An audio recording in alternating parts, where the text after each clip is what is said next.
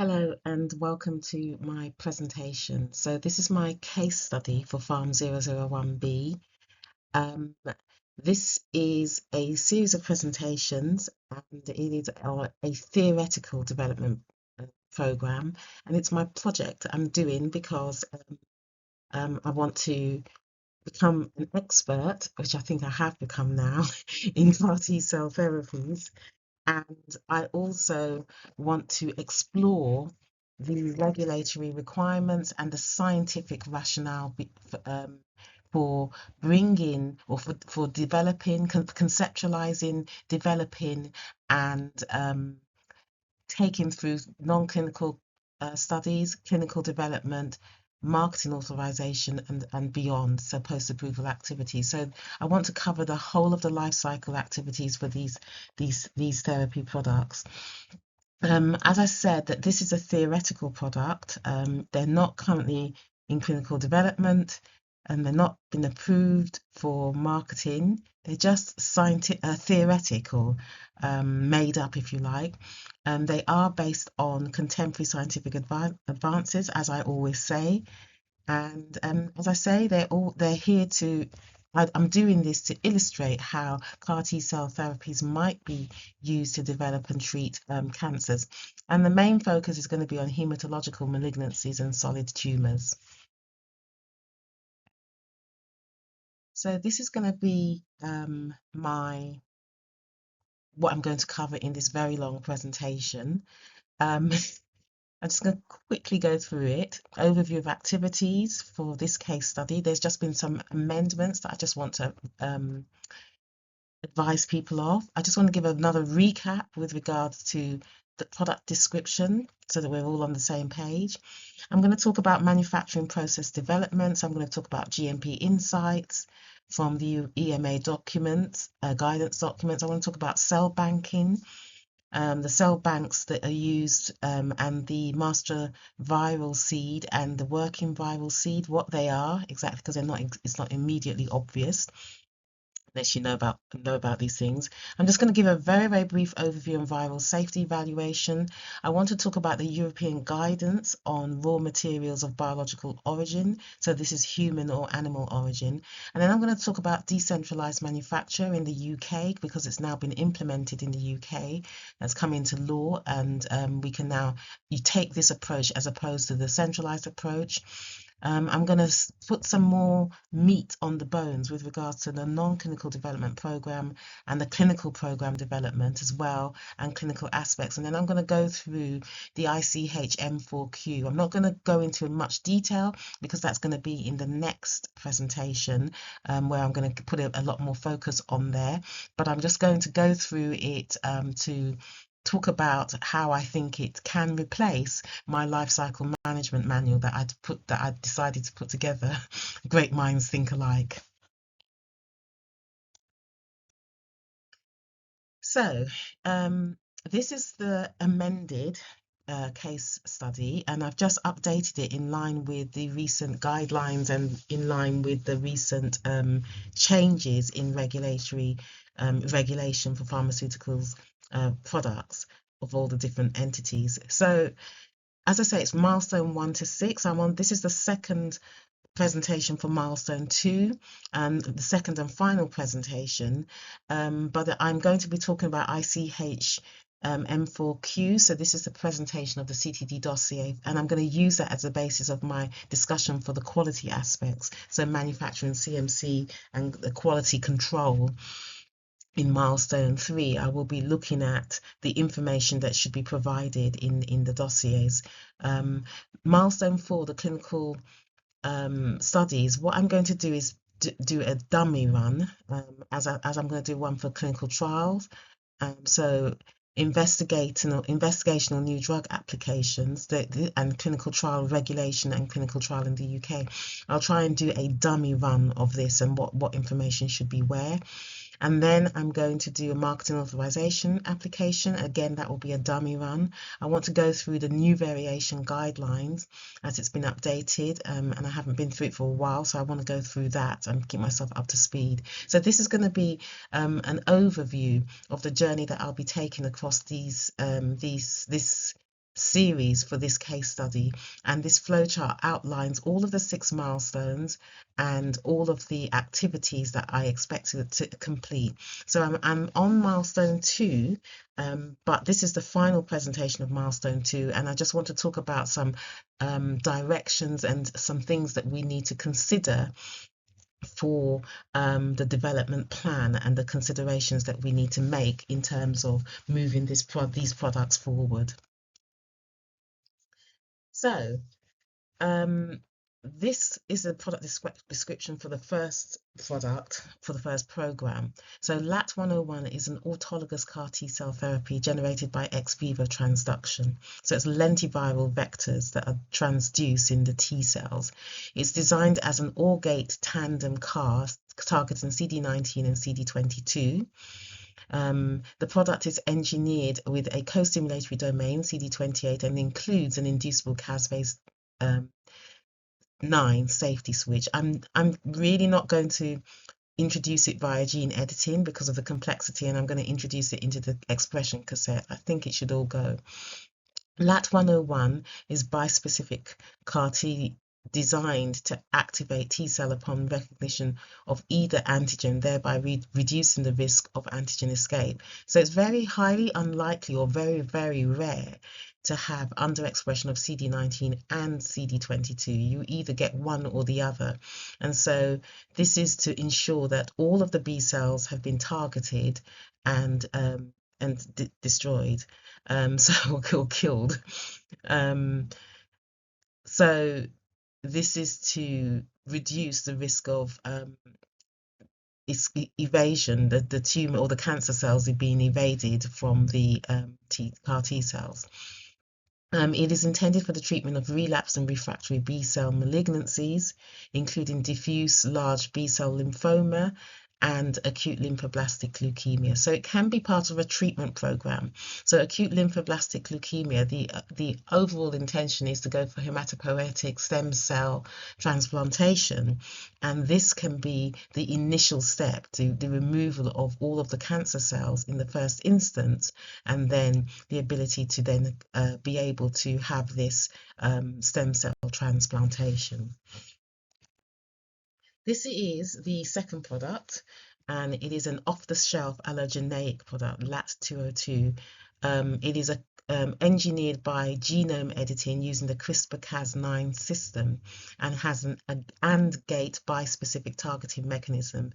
And the AND gate means that both the two is bispecific, so there's 2 CARs. They both target different antigens, if you like. One of them is the aberrant glycosylated MUC1, and the other is the HER2, human epidermal growth factor receptor 2. And the product comprises of 2 distinct CARs, each with 1 co-stimulatory domain, CD28 on the MUC1 targeting CAR and 41BB on the HER2 targeting CAR. So this is CRISPR-Cas9 engineered, genome edited basically to resist the TGF-beta mediated immunosuppression. So TGF-beta cytokines interact with the TGF-beta receptors on the T cells and causes inhibition of the T cells and basically inactivation of the T cells, and this is how the tumor microenvironment is able to evade the immune system. And so what has happened is that this particular product, or these T cells, have been armored against that mediated immunosuppression, and therefore it means that the T cells are more likely to be efficacious and have that therapeutic value. In addition to that, it has the inducible caspase 9 safety switch. This is a prerequisite, in my opinion. This product is a induced pluripotent stem cell derived product, and therefore there are specific risks associated with using this product, and therefore it is a prerequisite, in my opinion, to have this inducible caspase 9 safety switch, not just with regards to the tumorigenicity, but also with regards to the cytokine storms and the potential for cytokine release syndromes and ICANS. So this inducible Cas phase 9 safety switch has been incorporated, as has been the CXCR2 chemokine receptor that enhances tumor-directed trafficking, so that the T cells can find and are directed by the gradient, the CXCR, or the CXC, I can't remember what it is, the gradient towards the tumor, so that they are attracted to, if you like, and directed to, and find out and locate the tumor. LAT202 is intended for the treatment of advanced or metastatic solid tumors co-expressing HER2 and this aberrant glycosylated MUC2, such as pancreatic, lung, and breast cancer. So it's treatment agnostic, and the AND gate ensures the T cell activation only occurs upon simultaneous recognition of both tumor-associated antigens, thereby improving tumor specificity and minimizing off-tumor toxicity. Yeah. Right, I just want to talk about some considerations relating to the manufacturing process development. Again, as I said, I've discussed this in the previous presentation, and I want to add some more meat to the bones. So let's talk about the insights from the EU guidelines that we have to consider specifically for starting materials. So these have to be, starting materials have to be carefully qualified. And the reason being is you want to build in the quality of your product. You want to design quality into your product. You don't want to be testing for quality, and therefore your starting materials have to be carefully qualified and of an appropriate standard.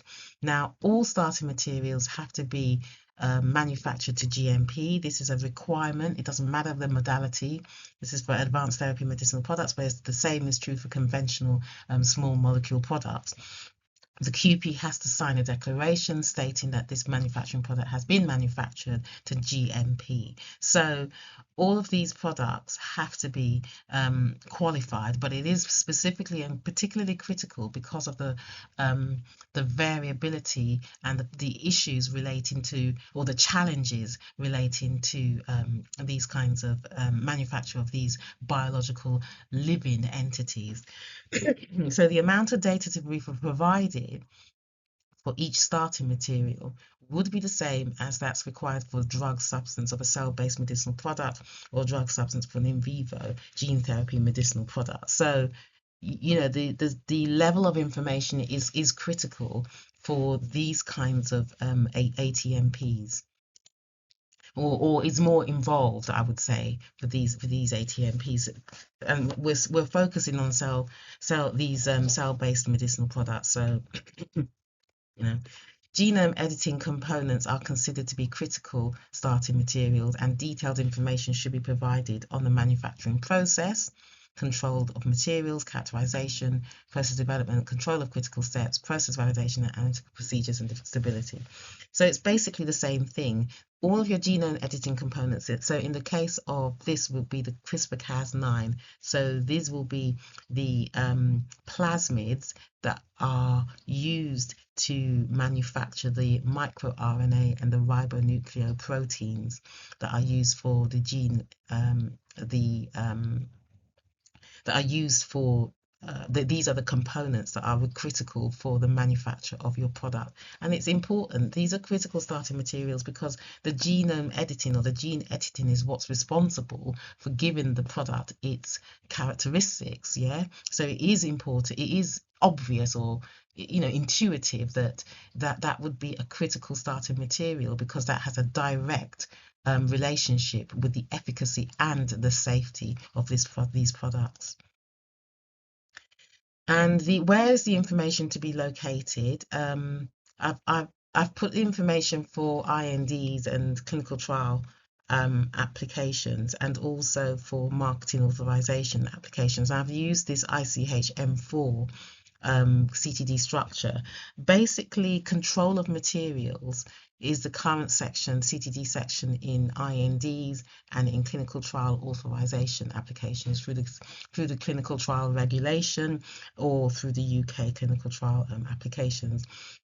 However, for marketing authorization, likelihood is in the future we will have a different structure, and the starting materials can have their own section, and we can include as much information in a structured way, because it's much more targeting biological medicinal products. So these genome editing components, the information, these are the sections where it should be presented in the dossier.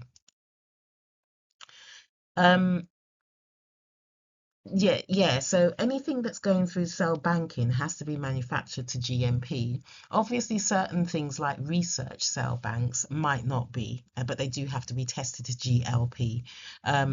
Your manufacturing process usually starts from where you are going to do your routine manufacture, and that could be a cell bank, and is usually a cell bank of some sort. Right. Just have some more insights. This guideline that I'm referring to, sorry, I didn't put it in the footer, but it is the guideline for genetically modified medicinal products containing genetically modified cells.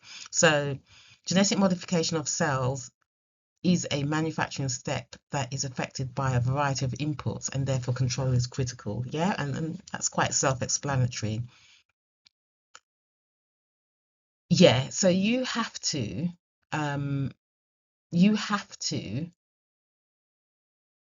in target cells, the strategies, you have to define what those strategies are. So what you have to think about, how to improve the quality of these, design it, the quality of these into the product. So the genome editing components, in this case, the nucleases, have to be specifically designed. So your guide RNA and your PAM, your protospacer adjacent motif on your enzyme, on the enzyme that binds to the DNA, has to be specifically designed to ensure that you have this high selectivity for the sites, the location on the genome that you want to be modified or manipulated to increase on target the likelihood and the chances and frequency for on-target editing, and to reduce off-target editing. And you need to justify what steps you've taken in your application. Yeah, the protospacer adjacent motif, sorry, has to, well, you can think about designing the accuracy into that, and mainly also the guide RNA. These are the two components that are critical for selectivity, and the issues relating to mismatch between your guide RNA and the target DNA are the main sources of off-target edits. And there is some research on engineering Cas9 enzyme, specifically or especially the PAM interacting domain, or the use of orthologs of Cas enzymes from different bacteria to improve selectivity. For the time being, I'm just going to use Cas9 as my model.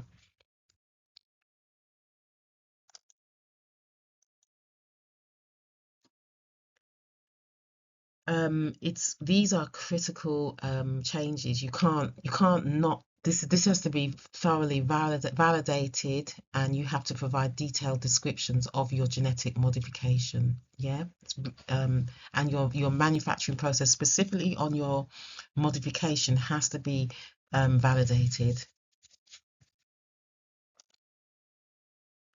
Your multiplicity of infections should be kept to a minimum, but it has to be effective. You have to show that it's effective, and you get the appropriate level of gene expression and your receptors on your T cell surface. You need to address your on and off target modifications as part of your process development and characterization. So you can not always detect off-target modifications. It may not always be you may not always be able to detect it. Although we will do, we will be selecting a clone that has the best and the most highest purity in terms of on-target modification and the lowest in terms of off-target modification. But you need to address in your process development and characterization studies, you need to basically demonstrate on target modification and as part of your process development, as part of your development throughout your manufacturing development program. And again, you need to do risk assessments to address the potential appearance of off-target manufacture that may have occurred during your manufacture. And this is where you would have done in looking at your bioinformatics and looking at your in silico assessments to see what potential off-target modification could have occurred that you perhaps might not have detected. Right, this is a slide on viral safety evaluation. So anything that goes into human beings, we have to do viral safety evaluations, and this consists of viral clearance studies. This is in line with ICH Q5A. I'm not going to go through this guideline in detail. I have read it in detail. It took me ages, but I'm not going to go through it in detail because it will take a long time, and it's not, I'm just going to give a top level overview of the points and what it's going to be addressing. And I think I didn't really finish this, but anyway, so you need to do your viral safety evaluation. You need to account for the absence of adventitious or viruses or endogenous retroviruses. So you need to be performing tests on permissive cells or perform tests by qPCR. Yeah, so you need to be able to identify potential viral DNA or viral nucleic acids. What you really want is to confirm the absence of adventitious agents, and well, you can't really necessarily have the absence of endogenous viruses if you are using materials of human or animal origins. But these endogenous viruses what steps can in your manufacture could potentially induce them to become activated if they're not activated and they're latent. So and really, when we're talking about endogenous viruses, we're really talking about retroviruses in this particular case that are integrated into the genomes of these cells. So they may not be detected, or they may be at very, very low levels. But what are the risks of potential activation of these viruses, and what are the risks to humans in terms of the tropism of these viruses to human cells? So we have to do that risk assessment, but really what we want is to basically confirm this viral safety evaluation and studies is to confirm the absence of these not confirm, but to give confidence in and to design your manufacturing process so that you have a high degree of confidence that there are that you've addressed any potential adventitious agents or endogenous retroviruses.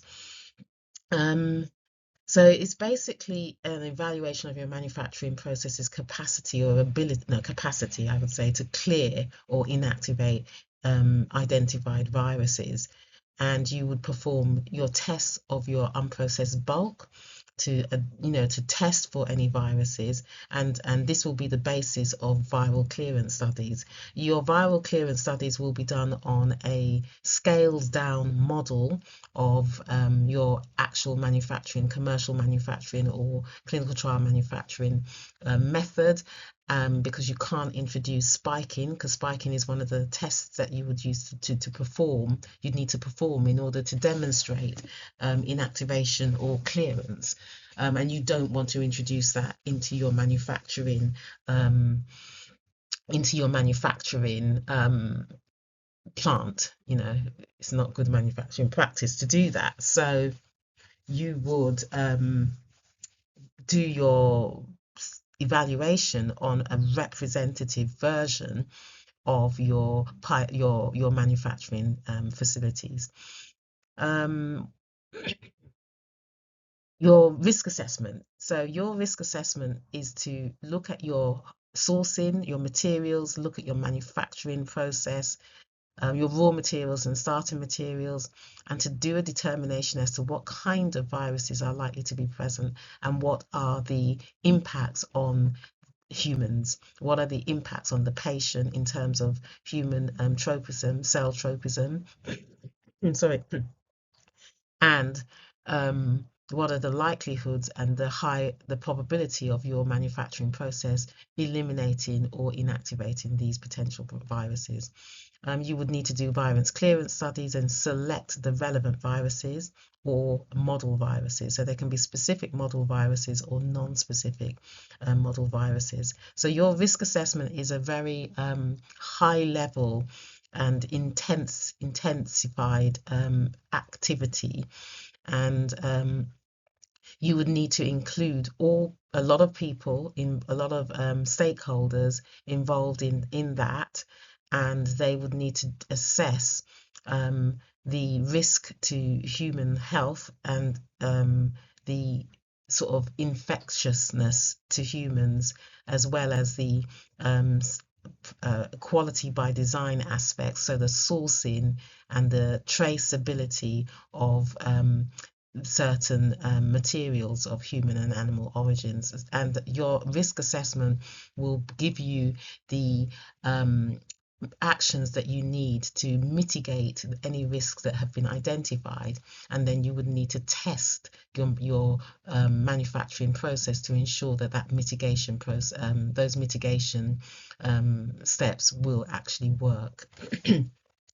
And then the other thing that you need to consider is to minimize the risk of transmitting agents causing transmissible spongiform encephalopathies of materials of animal or human origin. So that's another aspect, and that's about where you source your materials and the steps implemented to prevent the risk via transmitting agents such as prions.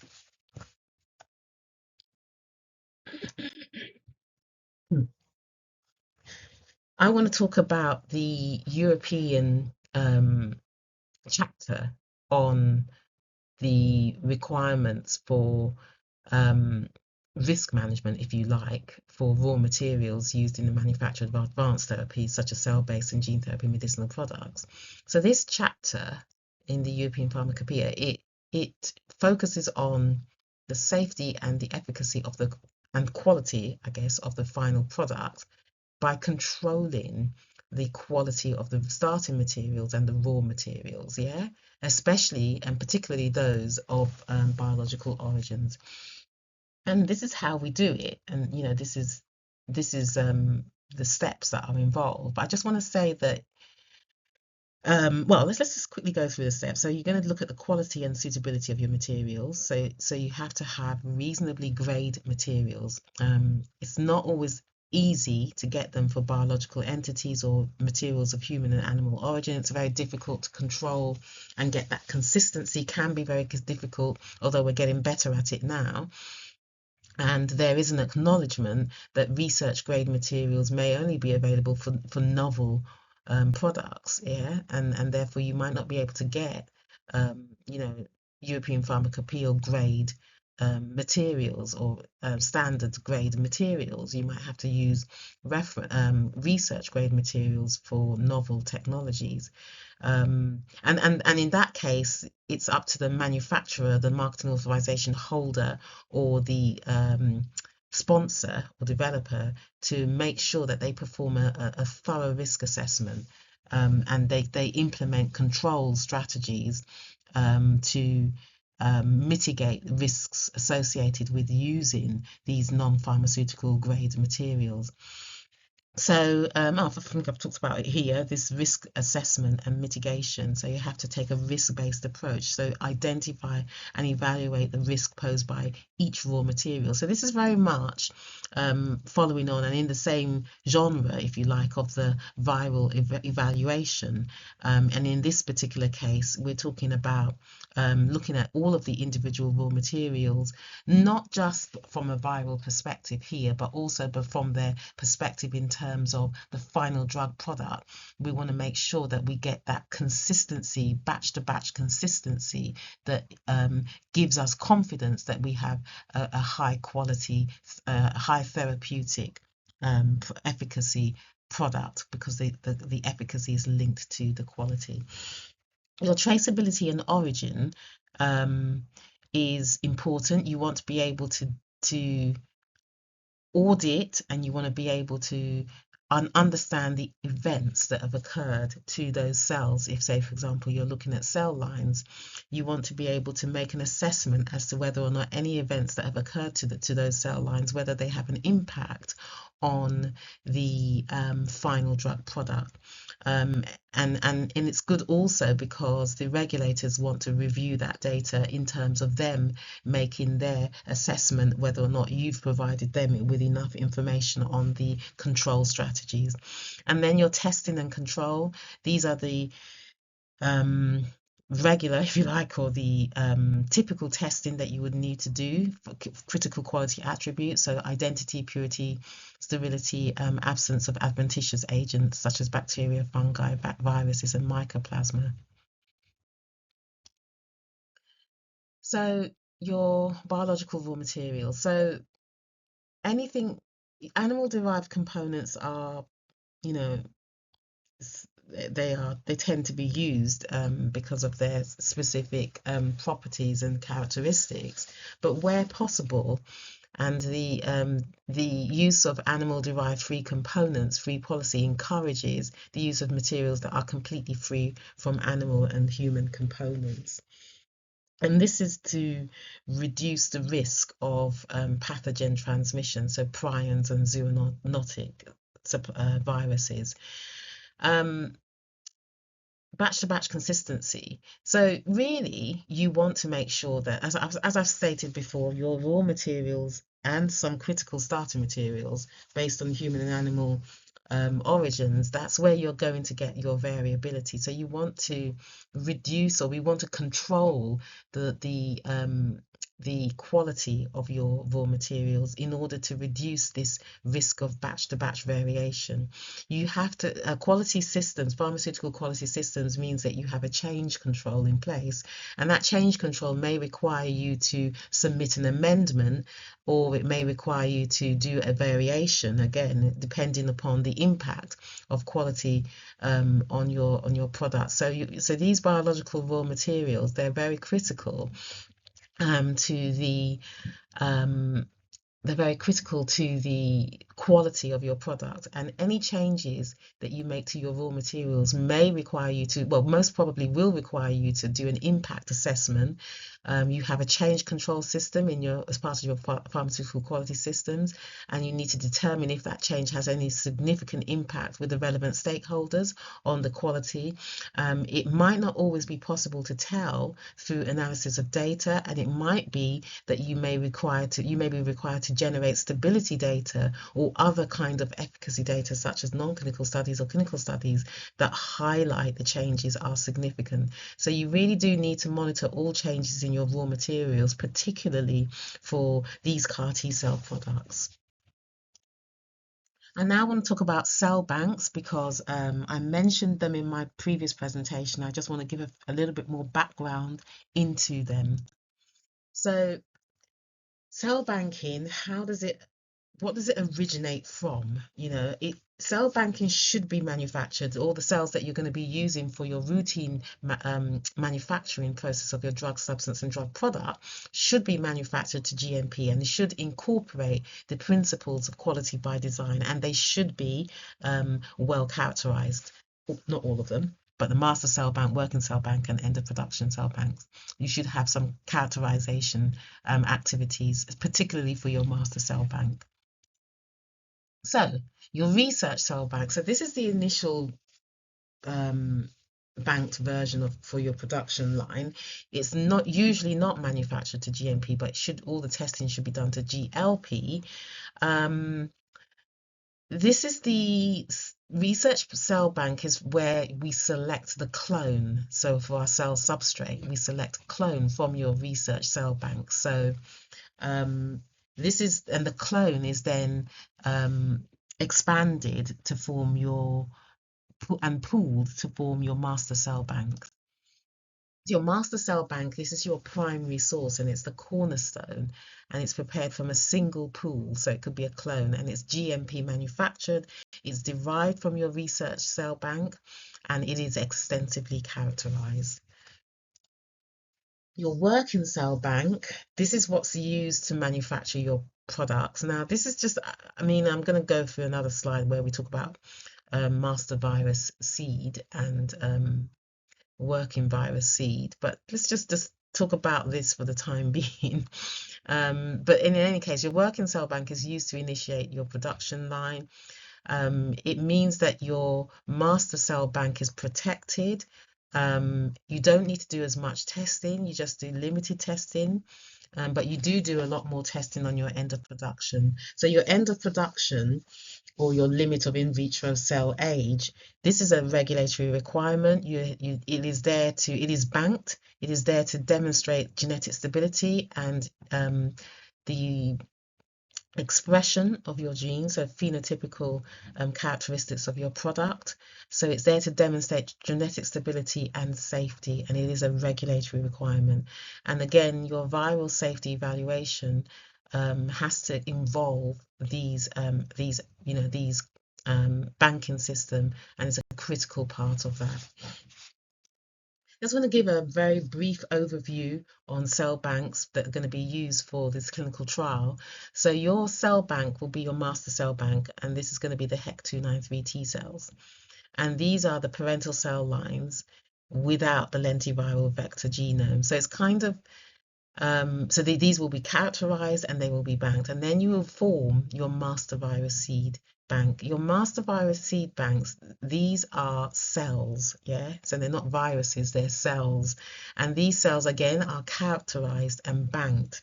And they contain the transgene and the packaging integrated into the cell's genome. So they're cells, yeah, that are characterized and banked. And these cells are then expanded and used to produce the lentiviral vectors. And this is what we refer to as the working virus seed bank.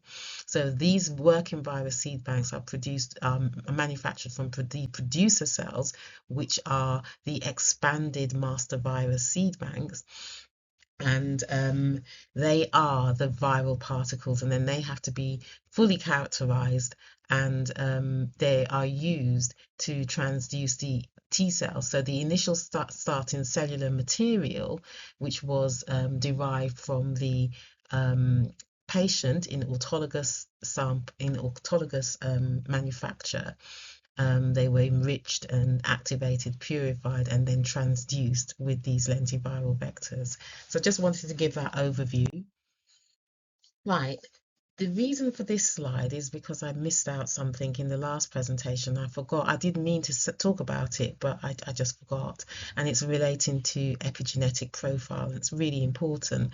So the induced pluripotent stem cells, these are reprogrammed, and it could be peripheral blood mononuclear cells, or it could even be T cells. I haven't looked at T cells, but there's a possibility. In fact, it might be better to use T cells that are reprogrammed, gene edited, and then differentiated back to the T cells. So in terms of the epigenetic profile. So it might be better to use those, but at the moment I'm just going on the theory with the PBMCs. So the reprogramming method has to be provided, You have to give that information because it is critical to the efficacy and safety of the drug. So we need to have that information, and that method needs to be validated. Then you need to you perform your gene editing. Your gene editing components could be sourced from qualified suppliers. You need to have rigorous third-party agreements in place for that. The design of the enzyme is important for accuracy, editing accuracy, and you have to provide the information that you would provide for a drug substance for these genome editing components in your presentation of your dossier. Clone selection. This clone selection is required for your cell banks, master cell bank, working cell bank, and end of production cells, and you need to you need to perform your viral safety evaluation.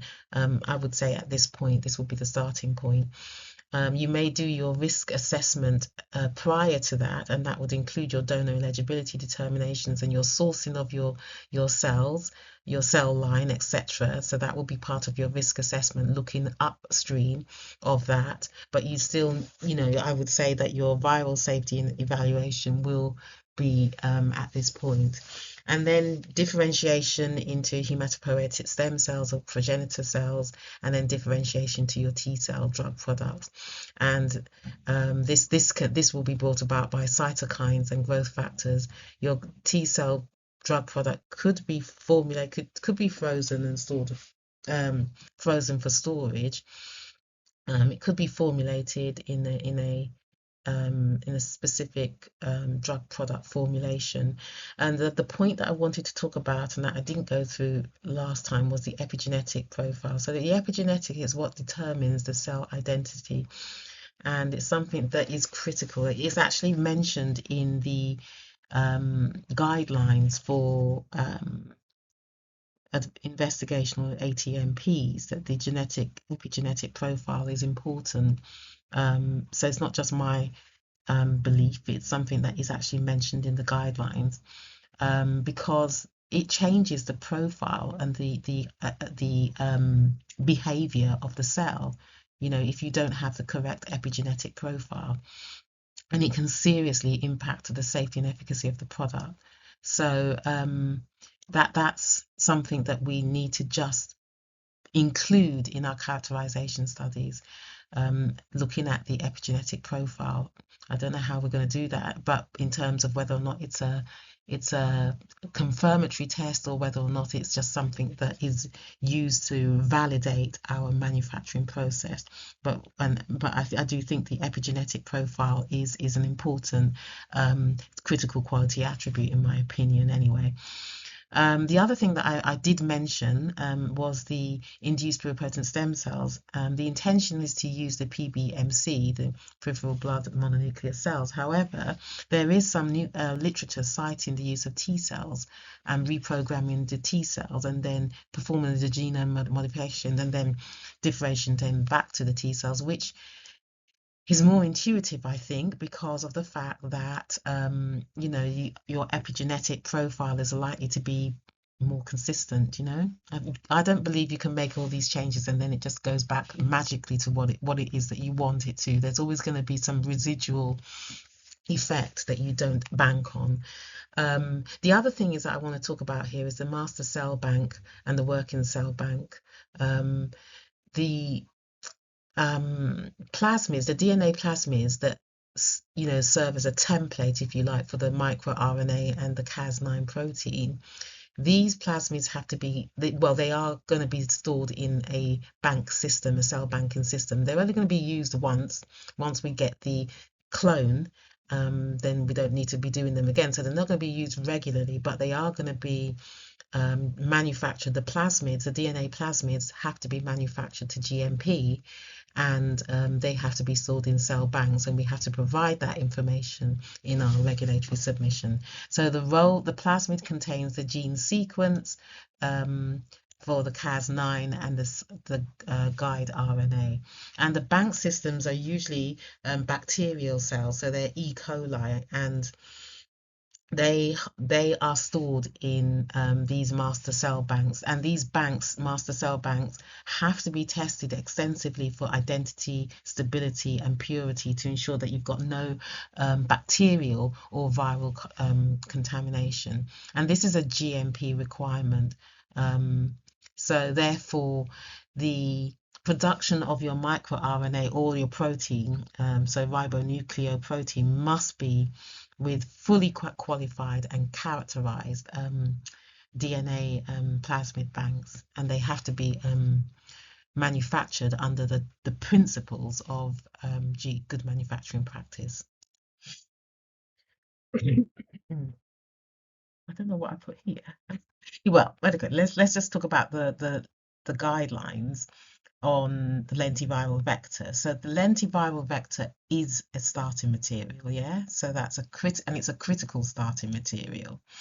Yeah, so the EMA guidance states that for genetically modified cells, the unmodified cells, so that will be the initial cellular material, and the vectors used to effect the genetic modification are considered as starting materials.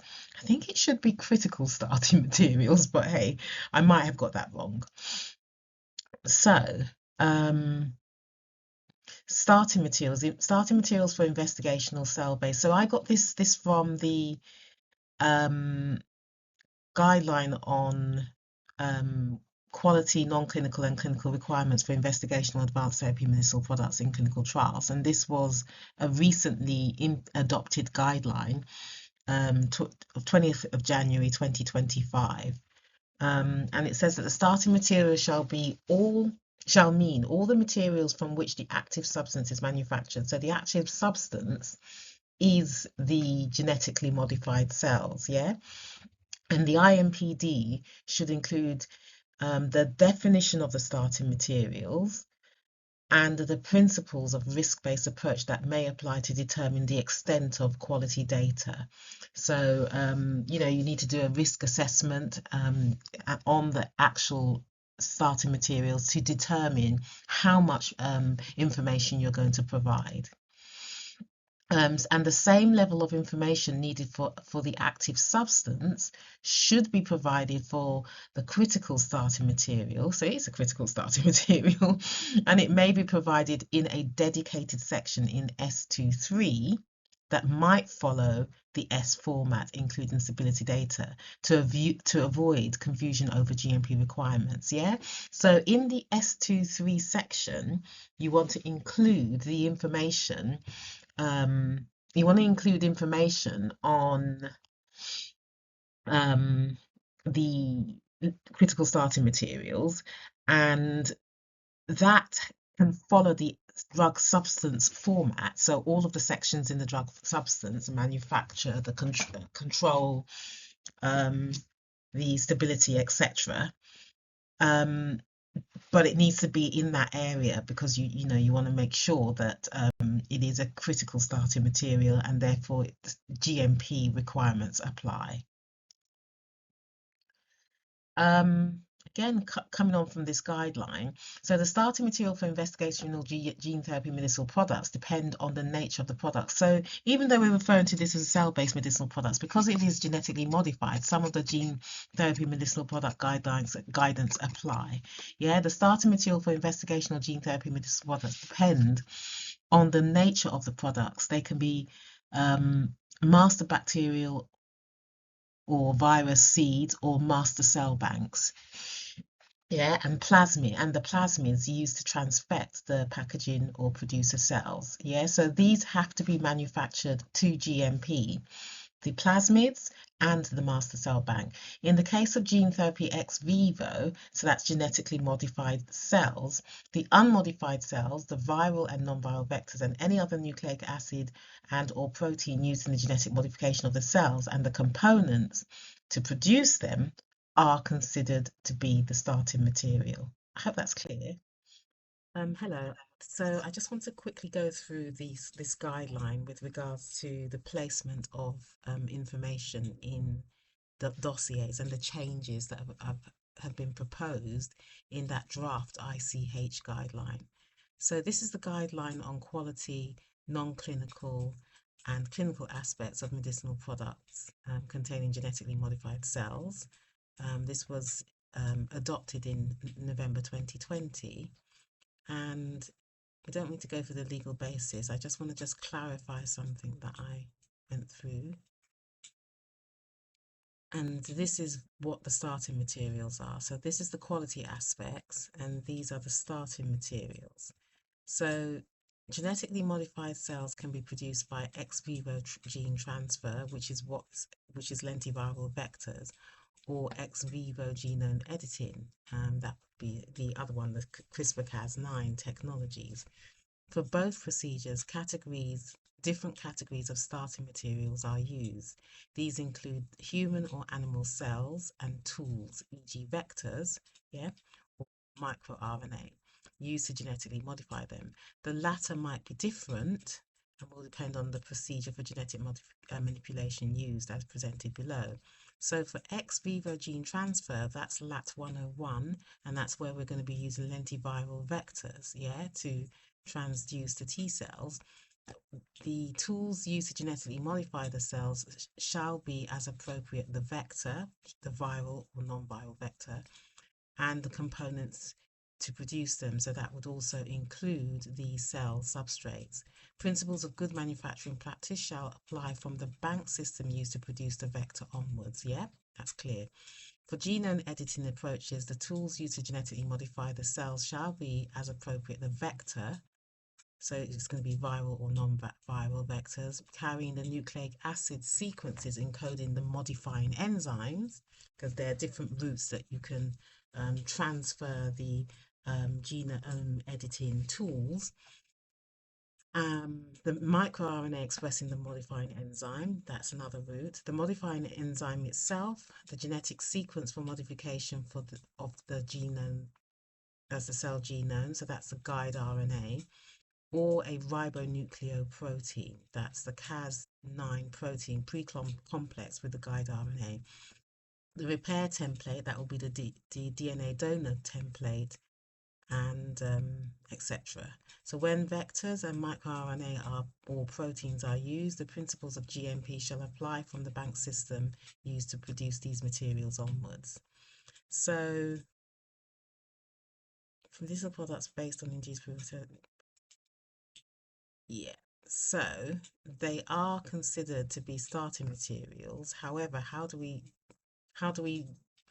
manage them and present the information? Starting materials used for the production of genetically modified cells and genome shall be carefully qualified to ensure consistent manufacturing process. Yeah, that's given. Information, here it is here. So information, I don't think I can highlight this, on the starting materials should be included in the common technical document under the heading Control of Materials, either when produced in-house or supplied by another manufacturer. However, for the vector and the cell substrate, the cells, separate 32S modules can be considered. So I think I might have confused you. I don't know whether I confused myself, but I might have confused other people with regards to considering it to be a drug, an active substance. It's not actually an active substance. They are starting materials, but they're presented, the level of detail that's presented or required has to be to the level that you would provide the 32S modules. Now, where do you put them? Where they're using an ex vivo gene transfer procedure. Yeah. So that's that part. Let me go to another guideline.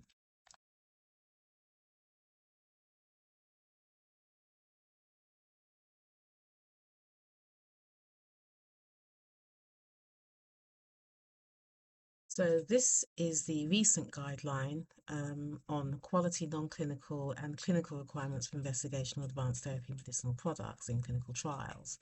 Yeah, so this was adopted in January 2025. And if you look in this dossier or this guideline, so first of all, Cell-based ATMPs are heterogeneous with regard to origin and type of the cells and to the complexity of the product. Cells can be human, autologous, or allogeneic, or animal origin, and may be self-renewing stem cells, more committed progenitor cells, or terminally differentiated cells exerting a specific defined physiological function. Depending on the intended therapeutic effect, cell-based ATMPs fulfill the definition of somatic cell therapy, medicinal products, or tissue-engineered products. In addition, the cells may be genetically modified with newly established genotype or phenotype for intended therapeutic effect, in which case gene therapy definition takes precedence. So it talks about the risk-based approach. I might give another, I think I have talked about this actually in my presentation. So this is the legal basis, which we're not going to cover at the moment.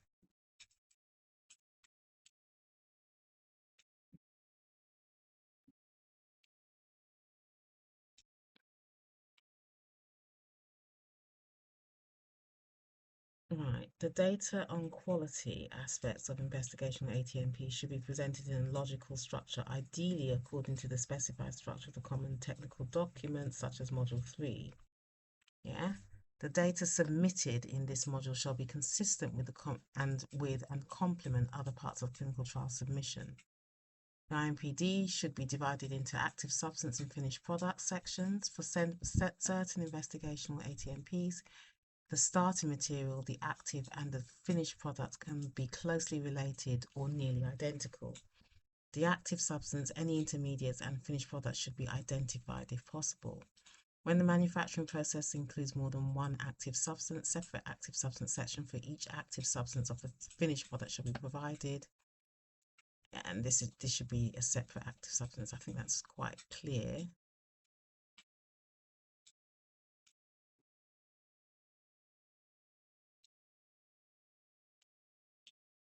Right, here it is. So the active substance of a cell-based investigational ATMP is composed of the manipulated or non-manipulated cells and or tissues and additional substances. So this has been genetically manipulated. Active substance of gene therapy investigational ATMP based on gene transfer in vivo, that's different, is composed of the recombinant nucleic acid and where relevant, the vector used to deliver it. That's in vivo, yeah. In the case of in vivo genome editing approaches, the active substance normally comprises of the tools used for the intended genome editing. This can be as diverse as nucleic acid, DNA or RNA, a protein, a ribonucleoprotein, etc. Or the viral or non-viral vectors used to deliver them. So this is in vivo, yeah? So in vivo, it's considered to be the drug substance. In the case of ex vivo genetically modified cells, the active substance is composed of the modified cells, yeah? So the initial cell population, the viral or non-viral vectors, and any other nucleic acid and proteins used in the genetic modification of the cells are considered to be the starting materials. So you see, this is consistent with the previous guideline, or the guideline that I showed you before. Recombinant proteins and recombinant RNA and the components to produce them are also considered to be starting materials, provide information in S23. Of note, if the investigational ATMP contains additional biological components other than the cells, reference to an active substance master file or certificate of suitability of the European Direct for EDQM is neither acceptable nor applicable. Oh, you can't do that. The only accepted reference to a CEP in the context of ATMP is the TSC status of materials. So if you have, they won't accept an active substance master file, and they won't accept a certificate of suitability from the EDQM, and they'll only accept a CEP if it relates to the TSC, so TSC certificates. Right, let's go back and let's have a look at control of materials. So here's the raw materials, here's the starting materials. So starting materials shall mean all the materials from the active substance, starting materials shall mean all of the materials from which the active substance is manufactured. The IMPD should include the definition of starting material and the principles of risk-based approach that may be applied to determine the extent of quality data. So the same level of information needed for the active substance should be provided for the critical starting material, and it may be provided in a dedicated section in the S23 that might follow the S format, including stability data, to avoid confusion over GMP requirements. So what they're saying is that you can put it in the S23, but you might want to follow the S format, the drug substance format. The following types of starting materials are obtained from processing donated cellular materials, cells, or tissues from single or multiple donors. We don't need to worry too much about that. So I think I've cleared it up. I hope you weren't too confused. Let's just close this down.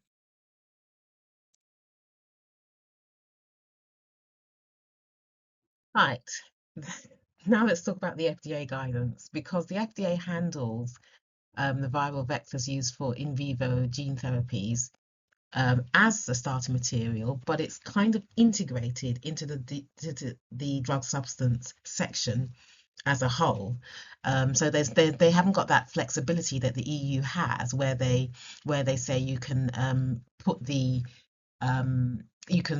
it in the 32S23 section, control of materials section, as a drug substance CTD section. But the FDA they mandate a level of detail required equivalent to the drug substance, but they favor the integration of the material in the overall drug substance section of the CTD dossier.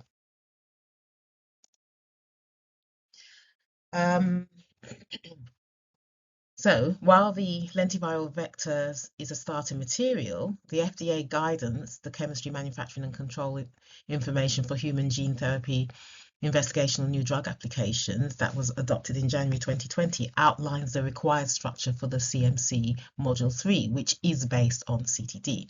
So the FDA does not typically recommend placing a vector in a separate dedicated 32S module. Instead, the information is integrated, as I stated, into the drug substance and the drug product sections of the cell therapy of the dossier, basically.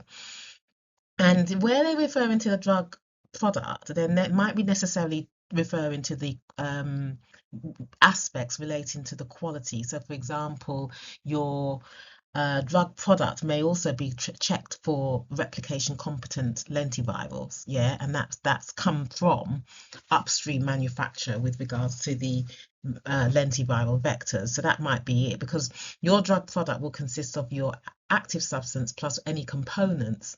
So, for example, any diluents or cryopreservatives, but it's the active substance is the genetically modified cells, and the genetically modified cells have been genetically modified by critical starting materials, which are the lentiviral vectors. So here is the FDA guidance, and this guidance was adopted in January 2020. So this is the information, the CMC information for human gene therapy investigational new drug applications. So these CAR T cell therapies are considered to be gene therapy products. They're genome edited products. So if you go to the drug substance section in the manufacture, yeah, and then if you go to the control of materials, here it is, the control of materials section. And then if you look in that section,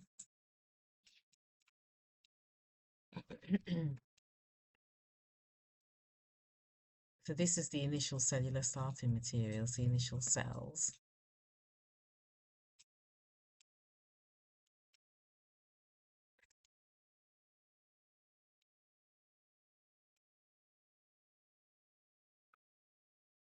And here we're talking about the banking system. So this is starting materials. So the value of using a banking system, that you have this manufacturing consistency because you're starting from a single source. And then it talks about the master cell banks used as substrates for production of viral vectors. So these are all in the starting material section of your dossier. Yeah, it just gives you the background information that you need to provide. The fact that you need to show the absence of microbial contamination. So these are your sterility mycoplasma adventitious viral agents. So that's ICHQ5A. And then your working cell bank. Um, and then it also talks about your master viral banks. Yeah.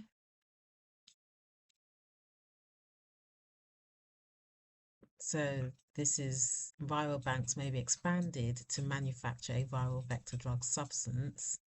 Oh, sorry. Or they may be used to generate helper viruses or manufacturing non-replication viruses.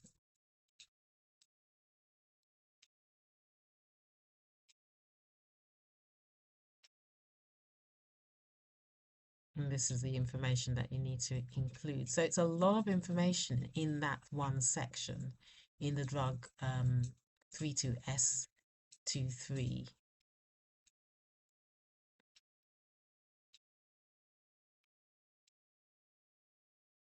Yeah, so that's how it's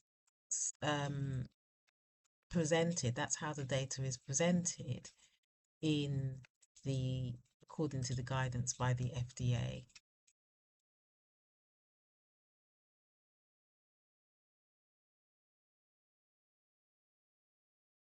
And I just want to go back to where the information relates to the manufacturer in the FDA guidance. So it's all sorts of separated out. You have the S23, the information with regards to GMP manufacture, and then you have information relating to the manufacturing process. So here, description of manufacturing process and process controls. This is where we will put all the information. So cell culture, transduction, cell expansion, harvest, purification, filling, and storage and shipping conditions. So you see, so this is where that information is placed. So in the FDA, the information follows the um, CTD format strictly, and that they don't allow that flexibility where you can have how you structure your information. So you should have a process flow diagram and detailed narratives as expected. And your description should clearly identify any process controls and in-process testing, as well as acceptable operating parameters.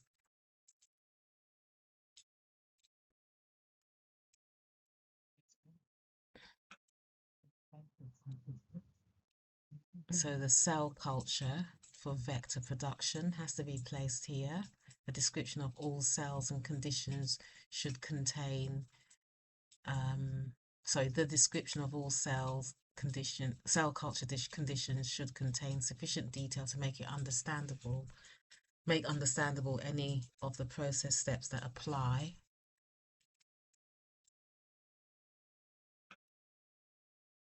Vector production for the manufacture of gene therapy vectors, viruses, bacterial plasmid. You should provide a description of all production and purification procedures. So production procedures should include cell culture, expansion, transfection, or infection procedures, harvest steps. I mean, this is for general gene therapy products, not just my lentiviral vectors, whole time vector purification, concentration. So you see all of this information You should describe whether the vector drug substance will be formulated into a drug product for administration of the genetic material, and that information will be in the batch formula of this guidance 32P32. This is the general, so the vector drug substance. Remember, this is for general gene therapy medicinal products. For genetically modified cell production, if your gene therapy product consists of genetically modified cells, your cell processing description should contain sufficient detail to make understandable any of the following process steps: autologous allogeneic cells, then eligibility, collection, storage, enrichment, expansion. And then you should also provide complete descriptions of all your procedures for gene modification. So that's transfection, infection, electroporation of vectors or genome editing components, and any additional culture. And then we go back to control of materials. Okay.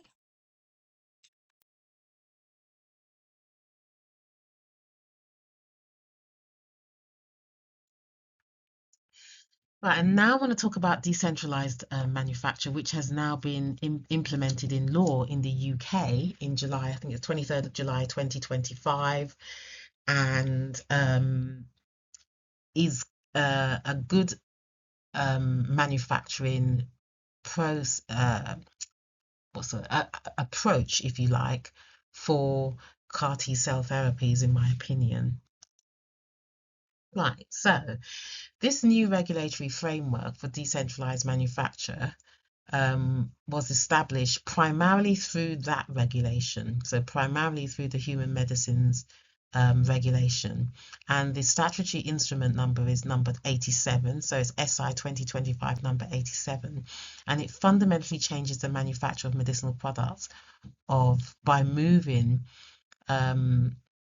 well, in some cases, by moving the industry away from the universal, conventional, centralized factory model into a much more controlled, distributed network that prioritizes proximity to the patient. So basically, the centralized model is where you have one or two or maybe up to 5 manufacturing plants. It's not really 5, I very rarely find 5, but maybe 2 or 3 manufacturing plants that are registered, and these manufacturing plants manufacture your drug product, and therefore you then have a distribution process in place to ensure that those drugs are distributed to wherever they are worldwide, and that requires these drugs to be stable. And in the case of advanced therapy medicinal products, these drugs are not always stable, and they're not able to withstand the distribution and the problems associated with that. And this is where this decentralized manufacturing approach can be advantageous. So what is it about? So basically, it's a shift in the manufacturing location and the purpose for that manufacturing. So you have these decentralized sites, and they can be novel locations. In order to do this, in order to get this, you have to go through this mandatory designation step, and you have that designation, and then you're able to do this approach, and therefore the MHRA are going to inspect your control sites, and your control sites. Well, first of all, for this designation, you need to pass, if you like, the legal tests for either point of care or modular manufacture. So you need to test that legal the legal test needs to be approved, and then you will get this designation, and the MHRA perform that assessment. And it's basically you have this centralized control site which is mentioned on your manufacturing authorization, your MIA, or your MIA IMP for your investigational medicinal products. And then you have the spoke sites, and these are the spoke sites are where the decentralized manufacturing occurs, and these spoke sites are under the control of the holder of the MIA. So this approach is applicable to clinical trials and marketing authorization in the UK.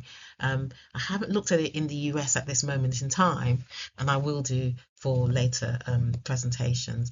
The application timetable is 60-day timetable. You can have a 90-day timetable if further information is required or if you need a meeting to address any potential issues. Right, so decentralized manufacture process allows the medicinal product to be made at close to the location of the patient for administration purposes. Yeah, and you have this hub and spoke manufacturing model, and it encompasses two categories: point of care and modular manufacture, and both are defined partly by their necessity or for geographical proximity to the user. So point of care, um, it's basically defined by a critical link between their manufacture and the administration of the drug. So whatever the reasons related to the method of manufacture or the shelf life or the route of administration, these medicinal products can only be manufactured at the place where the product is going to be administered. Yeah, and if it can meet that criteria, then it becomes a point of care legal designation. And then you have modular manufacture. So modular manufacture refers to products where the manufacturing occurs in some self-contained modular unit, yeah? And so it doesn't necessarily strictly mean at the patient's bedside, but these units make it easier and necessary to manufacture these products, and it's really closely linked to the needs of the patient and maybe for example patient conditioning prior to receiving personal cancer treatment. So modular manufacture is crucial again for enabling faster deployment of products, but it's kind of a much more structured approach.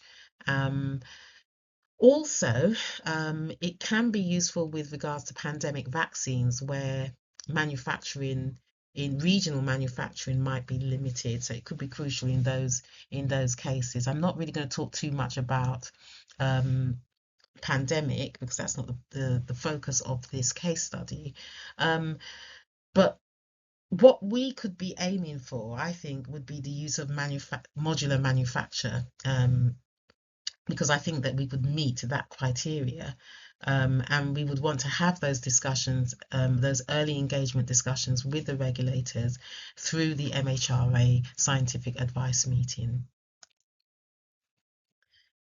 Right, so what's the difference between the two? What's the advantages and disadvantages? How do they both compare against one another? So point of care with regards to modular manufacture with regards to proximity to patients. So point of care is very close or near to the treatment site, or maybe even at the treatment site, whereas modular manufacture may be near the treatment site, but it's not necessarily at the treatment site. And it's usually a centralized modular facilities. Yeah, the vein-to-vein time would be rapid for point of care if they were able to implement this in the clinical manufacturing, clinical site, administration site. But it would be so for modular manufacture, it would be shorter than the centralized manufacture approach, but it would still be longer than the point of care. The infrastructure. So you're required to have GMP clean rooms in order to manufacture these kinds of products, and you would be required to have trained operators. So that's a lot of investment. Whereas for modular manufacture, these, the facilities are already designed with controlled environments, and it's less demanding for the clinical sites to actually implement these. So it's built into the modular units. Complexity, Well, for point of care, it would be fully integrated into your manufacturer site, whereas for a modular, there'll be some steps with regards to delivering the drug to the patient. So there will be some, it's not, I wouldn't necessarily, I think fragmented might be a bit of an overkill, but some of the steps in modular facilities to bring the drug to the patient, there would be, more.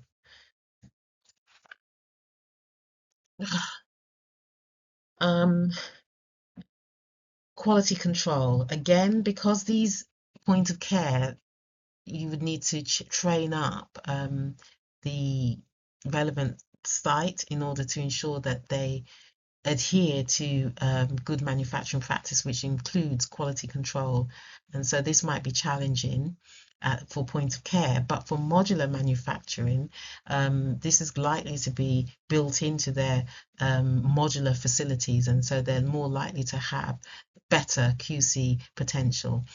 Um, Complexities. Well, in the UK, the centralized site is listed on the MIA, not all of the other sites, not the spoke sites. So I think it's quite straightforward. The only complexity relates to the manufacturing authorization holder that has to oversee all of the spoke sites, all of the decentralized manufacture sites. So I think that it's more complex in terms if there are a lot more sites, a lot more point of care sites.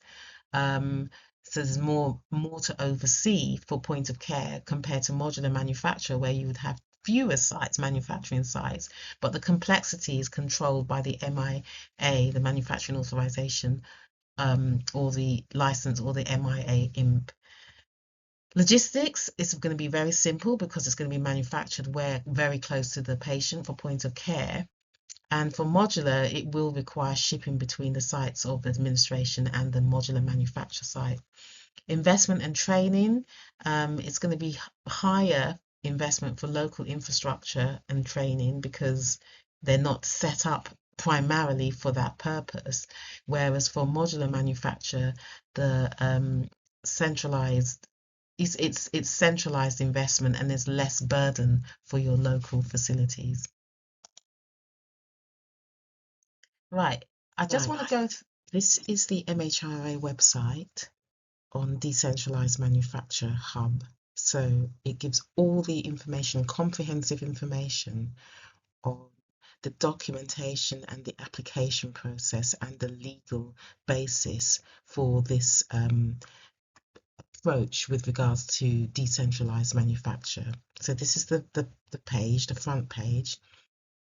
And here it's giving you an introduction with regards to the UK's guidelines on decentralized manufacture. So point of care and modular manufacture are collectively described as decentralized manufacture. And it's giving you the justifications for each of them.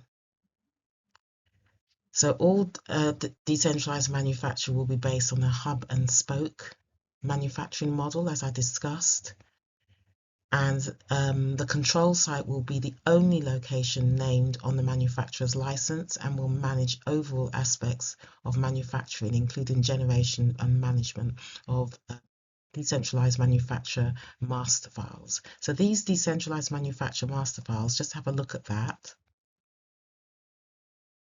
So just quickly looking at it, it's a very simple document, I think, compared to what it could be. Straightforward, intuitive. So you have the name of the product, manufacturer, and your version number. You have your UK decentralized manufacturer master file number. You have your control sites listed.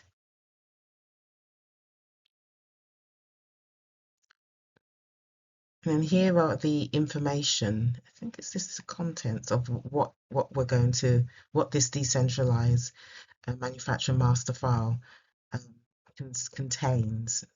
So it will have all the general information, your control sites, functions, and your management. So what are your systems in place? manufacturing site management information, and then you'll have information on your medicinal products, which is based on your CTD dossier. So the presentation of information is based upon this, so you don't have to re-prepare documents. You have your post-approval change management protocols. Because this is applicable to marketed products as well as clinical trials, so that won't be applicable to clinical trials, obviously. So this is the actual sections that are required to be completed. So you have your general information, describe the processes by which the control site will review and amend decentralized manufacturing master file,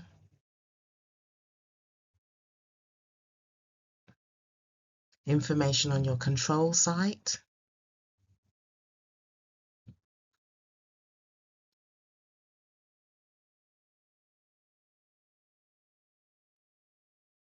if you're decommissioning any sites, it will be there, satellite sites.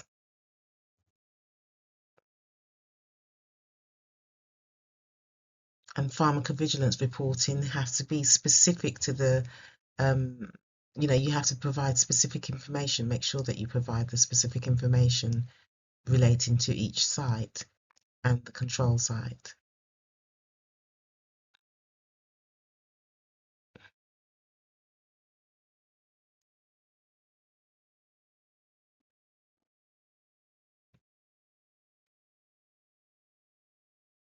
Administrative information, manufacturer and controls. You give all the information that is required for your master file, manufacturer's master file, stability, batch analysis, all the quality information, the relevant quality information, comparability protocols. I wonder whether or not you're going to have to provide information on starting materials. Doesn't actually say, but that would be interesting to know, because that's really quite critical to your quality of your product for biological products. Version history.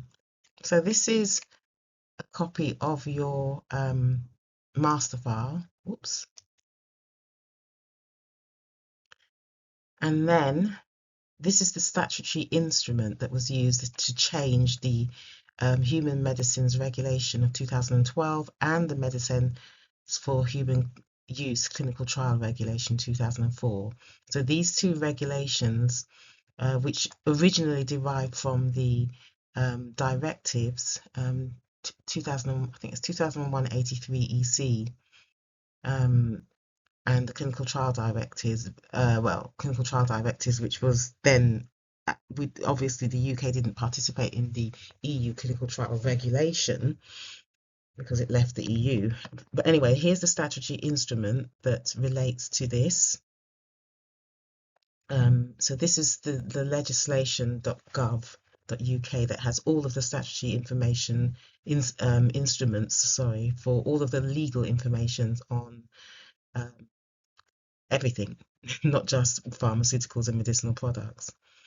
So here we have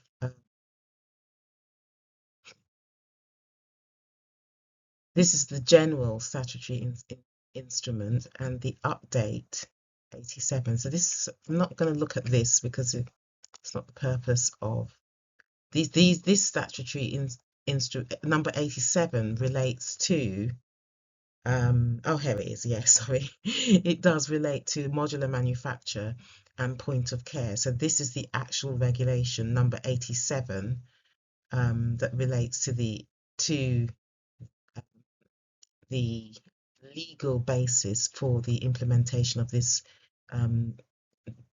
this regulation.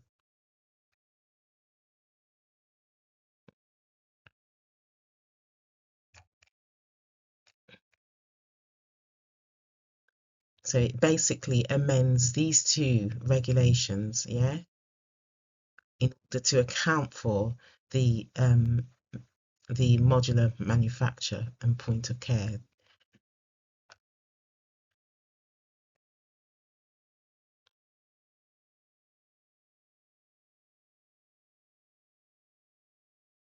So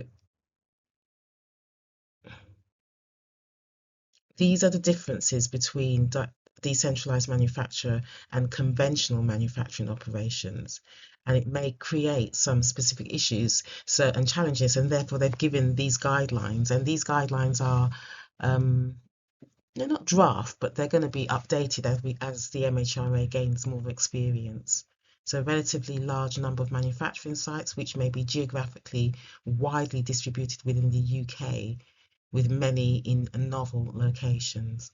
A wide and diverse array of different manufacturing techniques, some of which may not be used in conventional centralized manufacturing. A hub and spoke structure pivotal to the regulatory flexibilities of the decentralized manufacture, which relies upon a central control site as its hub to manage manufacturing activities between individual manufacturing sites, which would be the spokes, and the challenges relating to assurance of consistent manufacture of products of comparable quality across potentially a large number of different sites. So this is going to be quite a challenge here, ensuring that you oversee and you manage and you ensure that the product that's being produced is comparable between all of the sites and of the required standard. That's one of the challenges anyway with regards to biological manufacture.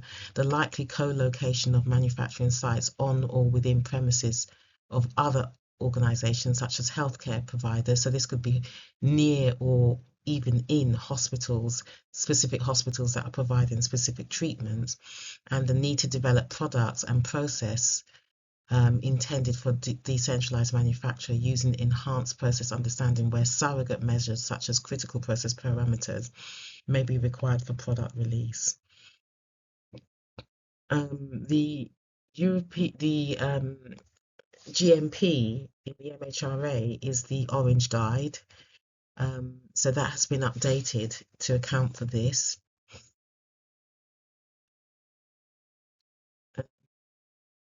They've given us an exemplar products for both of these cases. What's this spectrum of manufacturing?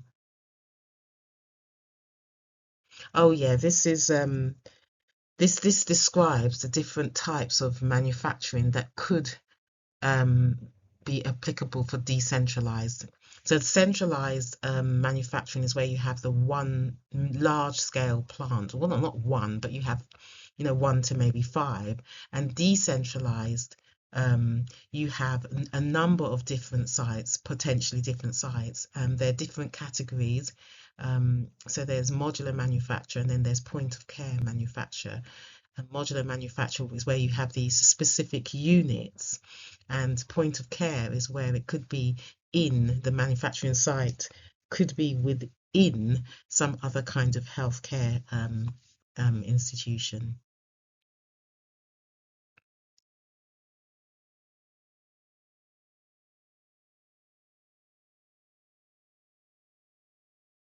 There are YouTube video recordings on this, which I've seen. Here are all of the guidance documents. So you have to have a designation step. Remember, I was talking about the legal test that's required. And so you have this designation. There's a designation form, application forms. Then you have your manufacturing master file, the decentralized manufacturing master file. And then the different applications. So you do your designation first, and then you do your applications for marketing authorization or clinical trials, whichever one is applicable. Let's have a look at marketing authorization.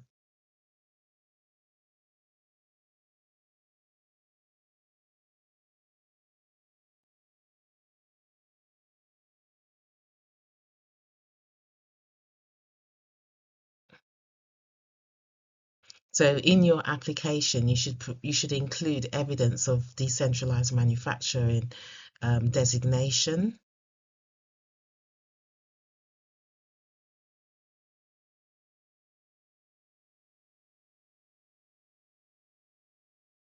here they're talking about real-time release testing, because obviously if one of the critical issues is regarding the stability of the product, then you would be more inclined to do real-time release testing as opposed to the confirmatory testing, and perhaps some testing after administration to the patient.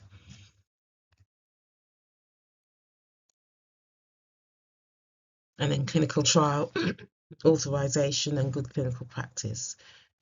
Let's quickly look at that. Again, you reference it, you have it, you have your decentralized manufacturer designation. You have to go through a designation step. You have a drug master file.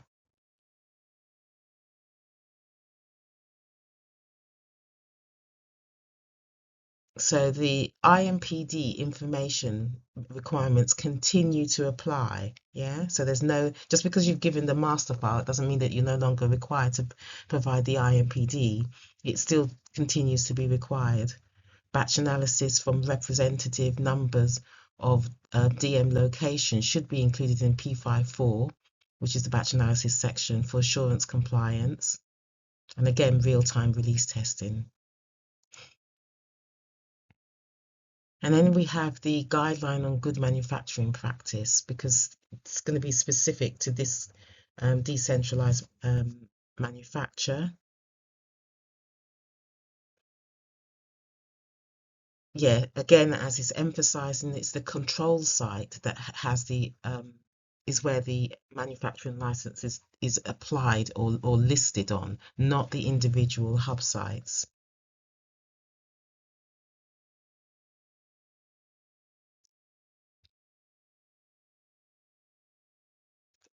So that's a very quick overview on the information available, the guidance information and the master file, etc., that's available for decentralized.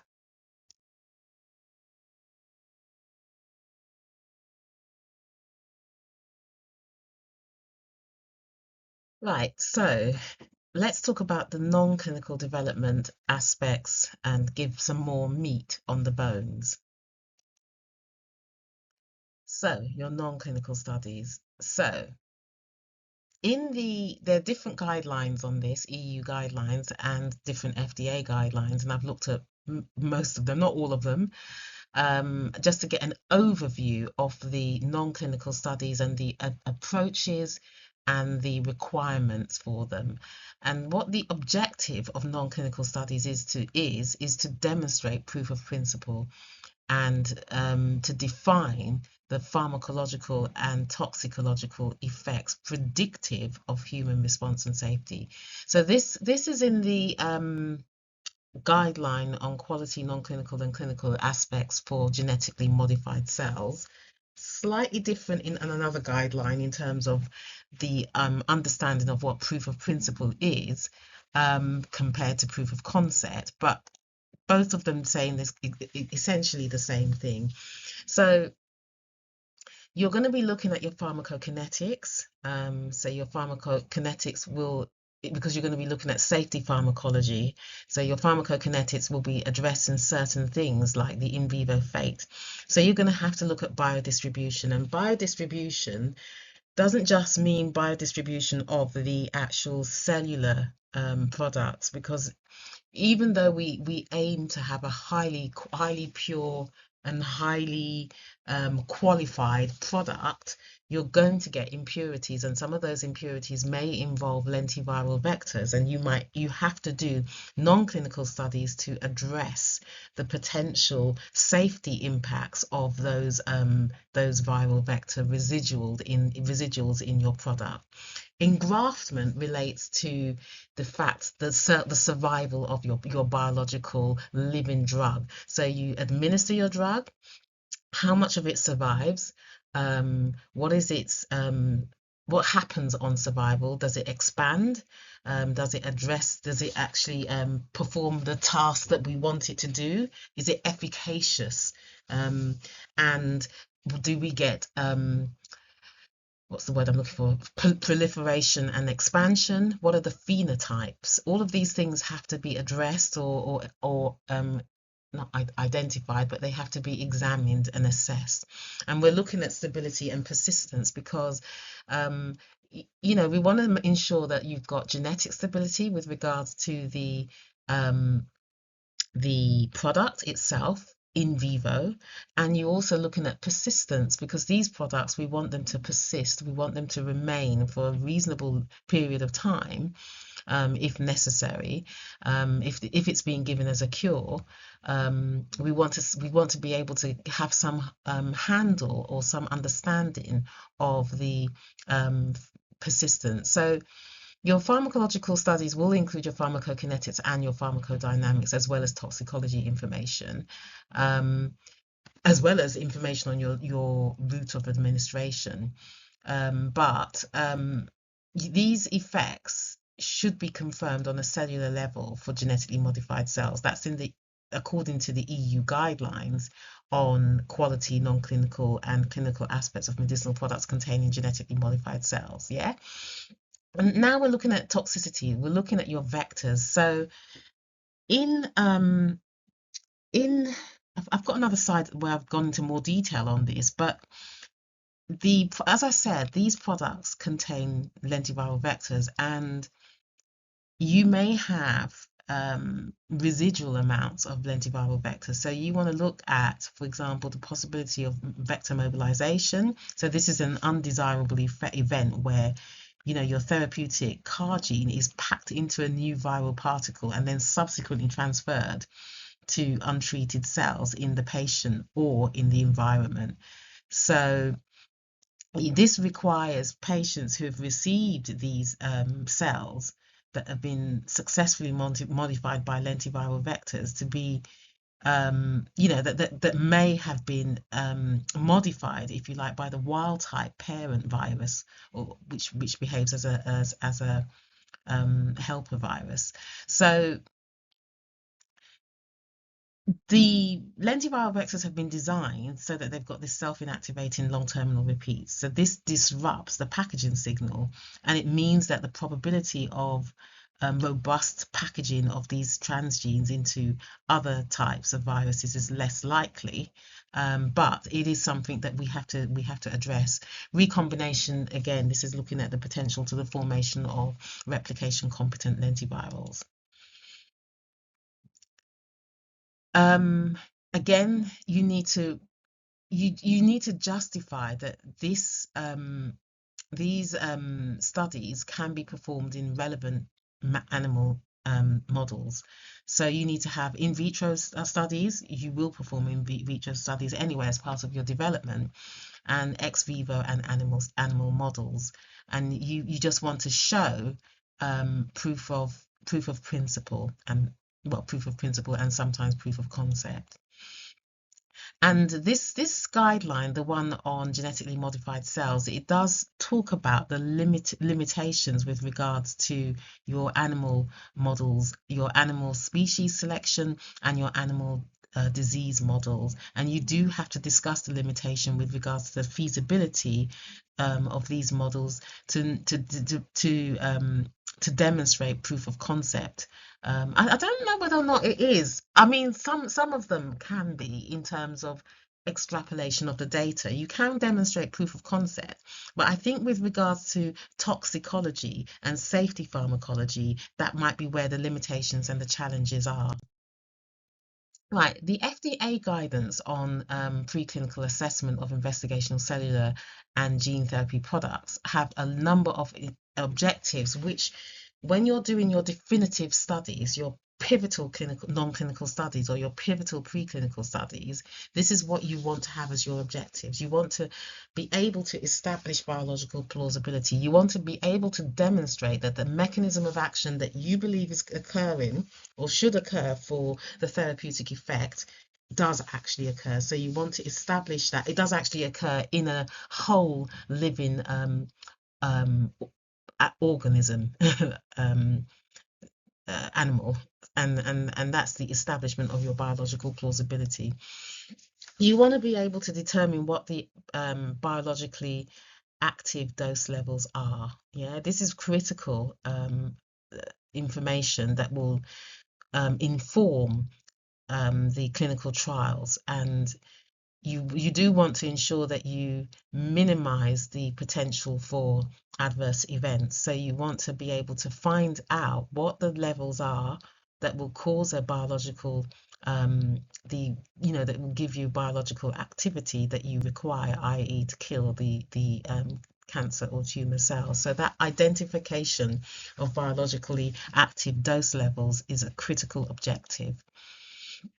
The starting dose and the dose escalation schedules and dose regimen. So your clinical trials will be based upon this. So what you choose as your minimal effective dose, that's your starting dose, and the dose escalation scheme schedules, i.e. the period of time between each dose and the escalation schedules has to be based upon what you're planning to do in your clinical trials. And your total full dosing regimen in your animals has to be based upon what you're doing in the clinical trial. So one has to, the non-clinical preclinical studies have to mimic what your plans are for your clinical trials. So this is the objective of your preclinical assessment. And again, your route of administration is important. It's one of the potential for safety issues and safety events and adverse reactions. So you need to look at the feasibility and the reasonable safety of the investigational product's clinical route of administration. Your patient eligibility criteria will be based upon, say, for example, the selectivity of your drug. How is your drug acting? What's its mechanism of action? And is it applicable for the patient? And that will be supported by your non-clinical or your preclinical studies, your animal studies. And your parameters that can guide with clinical monitoring. So, for example, your IL-6 amounts in the blood will give you an indication with regards to cytokine release syndrome, or not ICANS, but cytokine release syndromes, and your on-target off-tumor toxicities in terms of the distribution profile of your antigen. The the biomarkers that are present can give you an indication as to and guide you with monitoring in your clinical trials. And then again, you want to look at the risks to public health. So, for example, viral shedding and close contacts and workers, co-workers, or anybody who may even be involved in the manufacture of these products, because we did talk about point of care manufacture. So what are the potential risks to public health, to people who are responsible for administering the drug? And we have to get that under control. Right. The FDA, they make it very clear that non-clinical studies, particularly definitive preclinical studies and pivotal preclinical studies, should be protocol driven, especially when they're used to support investigational new drug applications or submissions. So you need to have in place defined objectives. You need to have in place your endpoint, and it needs to be prospective. Prospective protocol, not retrospective. So it's got to be randomized and controlled, and preferably with, if possible, blinding procedures. Your dose rationale and scheduling should be aligned with your clinical trial plans. So as I said, your non-clinical preclinical studies have to mimic what you're planning to do in your clinical trials. You have to be statistically powered studies. So you have to have a statistical analysis plan in place, and your statistical specifications prospectively, not retrospectively. You have to have your statistical analysis plan in place. And again, you're statistically powered. You have to have just a certain number of samples available for or numbers of animals available to ensure that it is statistically relevant, and you have to have a p-value. And then your ethical considerations as well is important. So I haven't put that here. Your ethical considerations, if possible, the protocol requires you to consider the three R principles.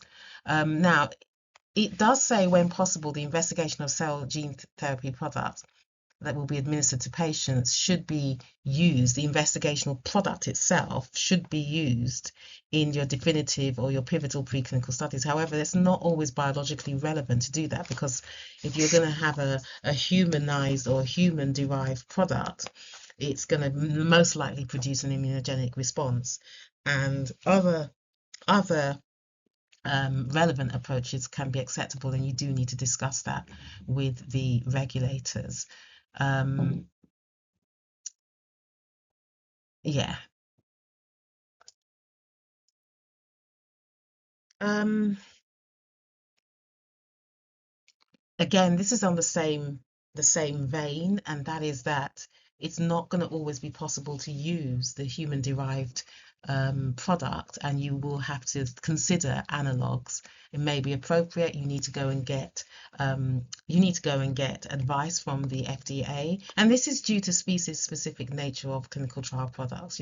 Some cell and gene products intended for clinical administration in animals may not be informative. You're not going to get Maybe you might get some information, but if you have an immunogenic response, you're not going to get that's not going to give you any information, so it's not going to be informative, and therefore the testing of an analogous product may be a suitable approach. The other thing is that you need to ensure that your animal species is biologically relevant. Yeah, so it's a biologically relevant animal, and you need to justify that. So you need to perform an assessment, and you need to provide a summary to show that this is the case. That so an assessment and summary is to be provided that supports the relevancy of each animal species to support the potential clinical trial.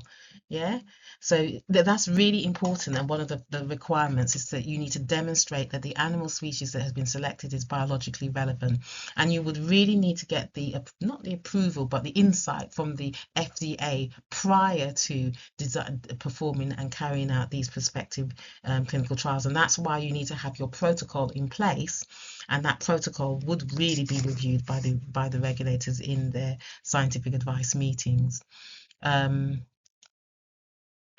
Again, you need to select your animal model for disease, and you can't really use healthy animals, because it's not going to give you the information you require.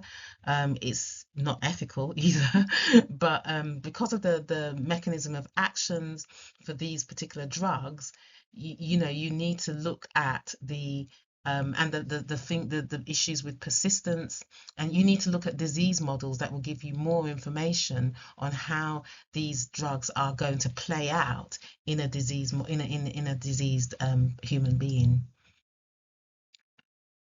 And the other thing is that as we said, there are limitations with regards to animal species and animal disease models, and you need to provide that information and discuss the limitations of the potential animal models. So that's a requirement. I also wanted to make a point that before you do any of your definitive preclinical studies, the FDA do recommend that you do conduct some in vitro studies and some in vivo pilot studies to establish your biological relevance of the specific animal species to the investigational product. So all of these things, because you may not really know that in advance, you need to do some preclinical studies and some some, I don't know, pilot studies of some sort to determine what is the best animal species, what is the best disease model, and then design your prospective protocol around that, and then take that to the regulators for review. You know, due to like the features of these products, with regards to prolonged duration and intended product effect, and the complex mechanism of action, yeah, the diseased animal models of the disease is preferable to healthy animals. Yeah, I've already discussed that. And Animal models of diseases help us to understand the risk-benefit ratio as well. So if you're using healthy animals, you can't really see what the benefit is compared to the risks associated to it. But if you're using diseased animals or animal disease models, you can understand the risks and the benefits of the investigational cell and gene therapy product. Again, as I said previously, in the objectives, the disease model helps us to identify the specific risk biomarkers that may be applicable for monitoring in your clinical trials. So it's, there's a reason for using these animal models of diseases compared to using healthy animals.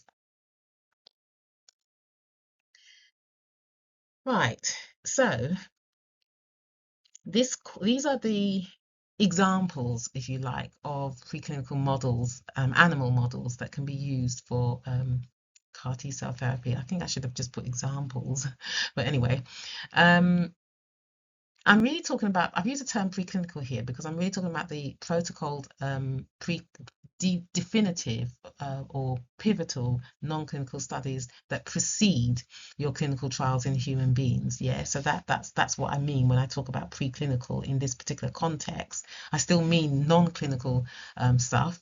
So it's not related to clinical trials, but these are the studies that are required to support the clinical trials, and these are the animal models that are available to us. So the first one is where we have this immunodeficient mouse, so it could be an NSG mouse, yeah, and you have xenografts of the tumor and the human CAR T cells, and this is to demonstrate they're co-injected into the mouse, and because the mouse is immunodeficient, it doesn't have its own immune system, you're not going to get that rejection. And this is just to demonstrate the proof of concept or the proof of principle. So you could use, instead of using I don't know, cell lines that are derived from, traditional cell lines, you could use patient-derived xenografts instead of immortalized cell lines. But this is one approach, and this is a basic approach where you would use to demonstrate proof of concept or proof of principle. And then there's the humanized mouse model.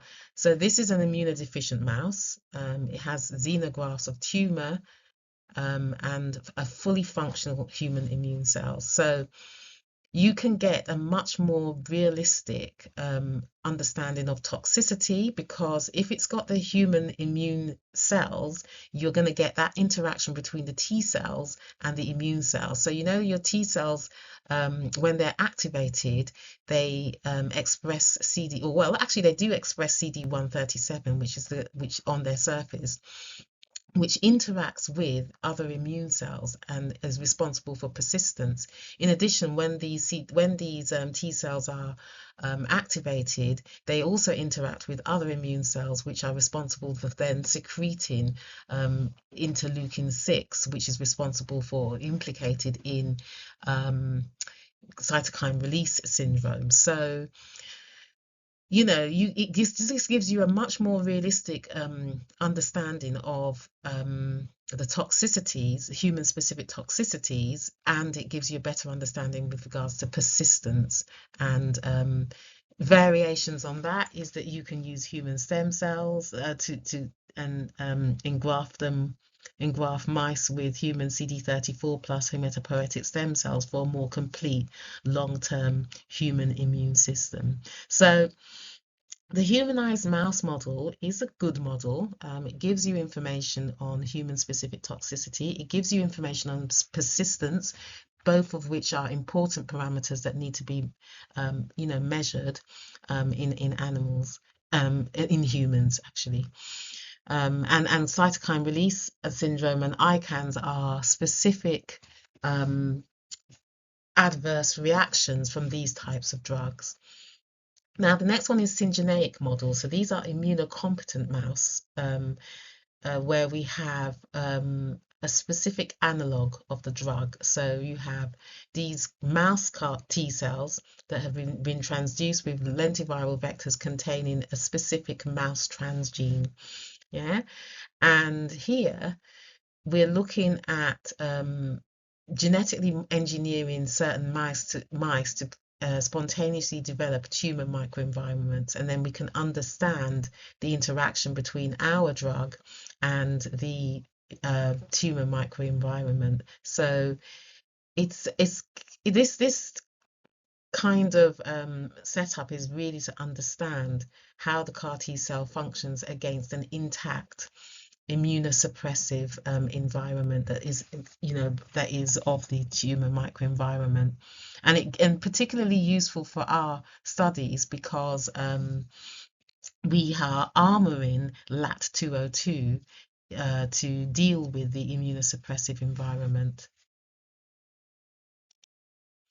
The other is the transgenic mouse. So this is the use of an immunocompetent mouse, but in this case, it's been genetically modified to express the human target antigen, so that we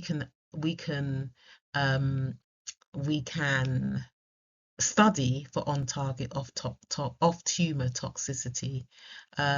So you can look at that interaction with CD137 and the other co-stimulatory domains. You can look at that interaction with the other immune cells for persistence as well, but it's specifically useful for looking at on-target off-tumor toxicity, because you're looking at the actual antigens that are expressed in humans.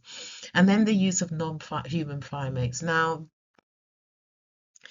the non-human primates they have the closest sort of genetic profile to humans, so therefore there's the advantages of that, but they also have this high variability, genetic variability, as humans do, and therefore trying to get definitive information requires a large number of species of these non-human primate species in order to do the testing. So there's that limitation with that, but it does give us information on, for example, toxicities, specifically ICANS, and ensuring that the human CAR recognizes the native primate antigen for cross-reactivity studies. So it's much more realistic of what would happen in terms of toxicity, because that would be what we would be looking at really here, to what would happen in humans.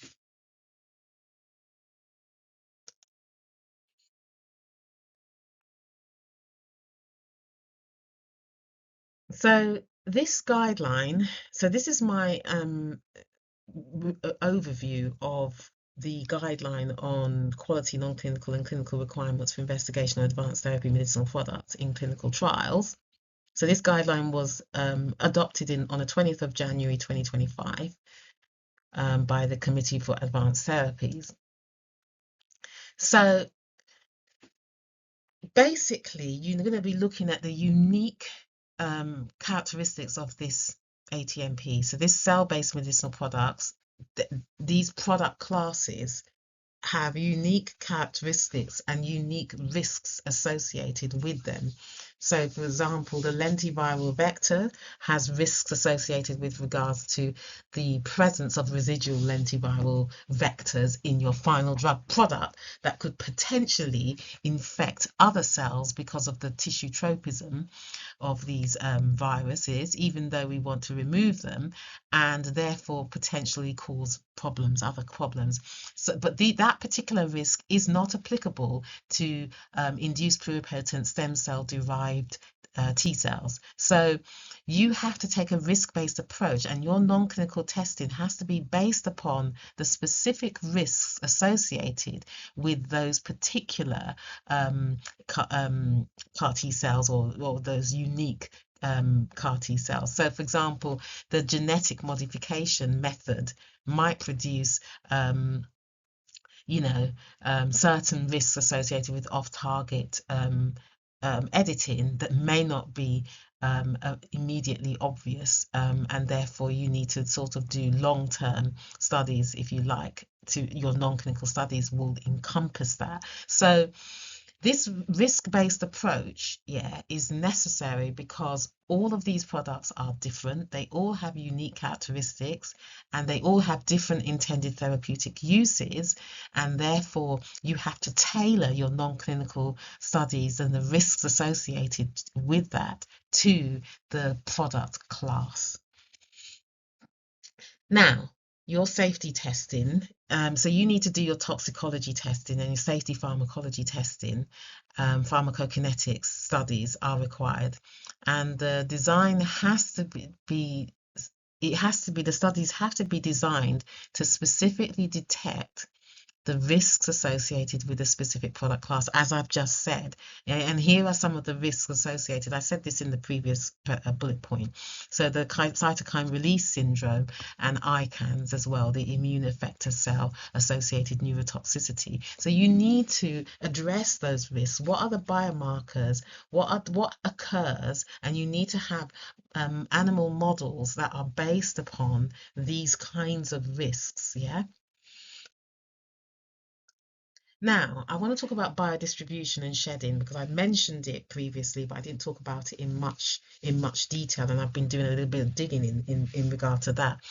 So this is a requirement, So these are done in the relevant animal models. They're often immunocompromised or humanized, and they're necessary to track the vector sequence and the transduced cells outside of the intended site of action. Now, so it's required for your non-clinical studies, and it's also required for your clinical follow-up studies. And basically, you're going to get, one of the problems is that you're going to get residual lentiviral vectors, and those lentiviral vectors are infectious. The envelope, the VSVG envelope, means that they can transduce any, or they can infect any other organs, and you therefore need to design your transgene. I think you would need to design your transgene, building the quality into the product such that it's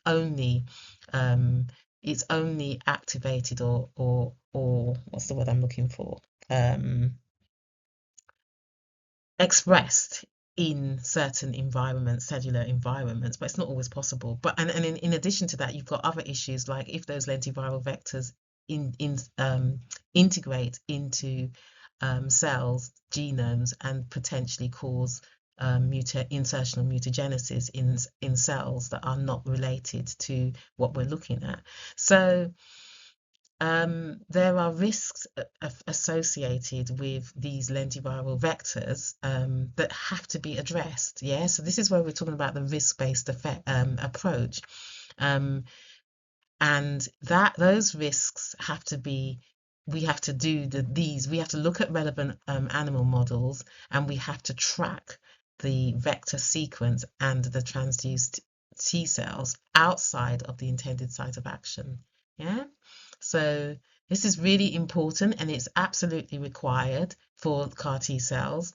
So it's a mandatory non-clinical requirement, and often we have to do clinical follow-up studies as well to look at this because of the fact that these products are integrating viral vectors, and anything that's integrating viral vectors have a long follow-up associated with them, a 15-year minimum, 15 years. And as I said, the primary safety issue or the safety check is for insertional mutagenesis and therefore insertional oncogenesis. And we will do everything we can to ensure that we have this rigorous washing and purification of your CAR T cells in the final drug product, but you might still get residual cell-free lentiviral vector particles, and those particles would be infused into the patient, and once they are in vivo, they're free to circulate. They're free to circulate and potentially transduce other cells, unintended non-targeted cells, such as, for example, hematopoietic stem cells or germline cells. And this is the reason why we have to do this. We have to provide tissue tropism data for the same reason, to assess the residual lentiviral vector that's included, that could be included in your final product. And I just think I did mention it there, that the pseudotype VSVG, that's the envelope, ensures that these lentiviral vectors have a broad tissue tropism, which means that they can transduce other cells, many different types of T cells besides T cells. And therefore, you've got to confirm that any residual vector is not transducing untargeted cell population in vivo and is not expressing the CAR protein in an off-site, potentially toxic manner. And even if it's not expressing the protein, has it integrated and caused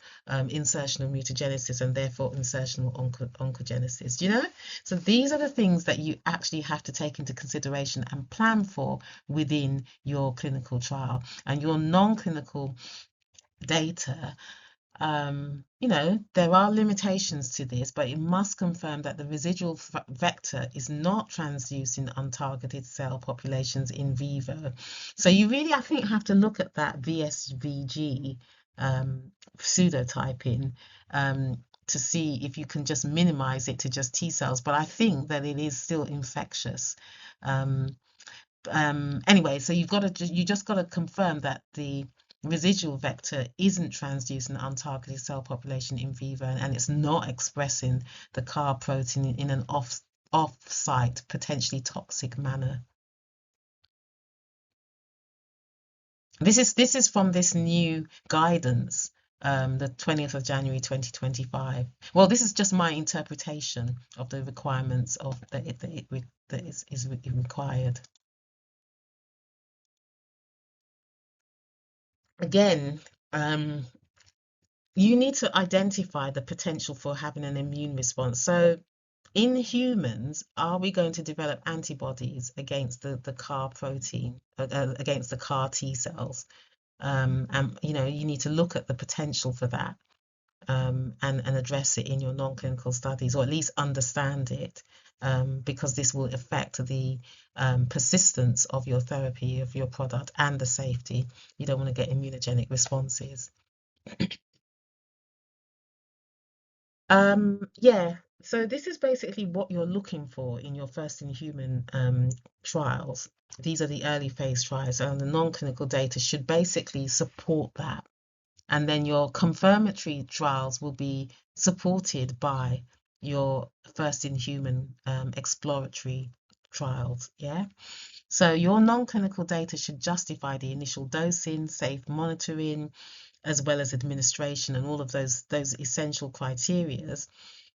And then for your later confirmatory trials, the data package should be more comprehensive and basic and reflective of an intended marketing authorization submission. But basically, in order to justify your confirmatory trials, you use the data from your information, from your exploratory data. So these will be looking at your dosing schedule, your dose escalation schedule, your initial starting dose, your biological activity data.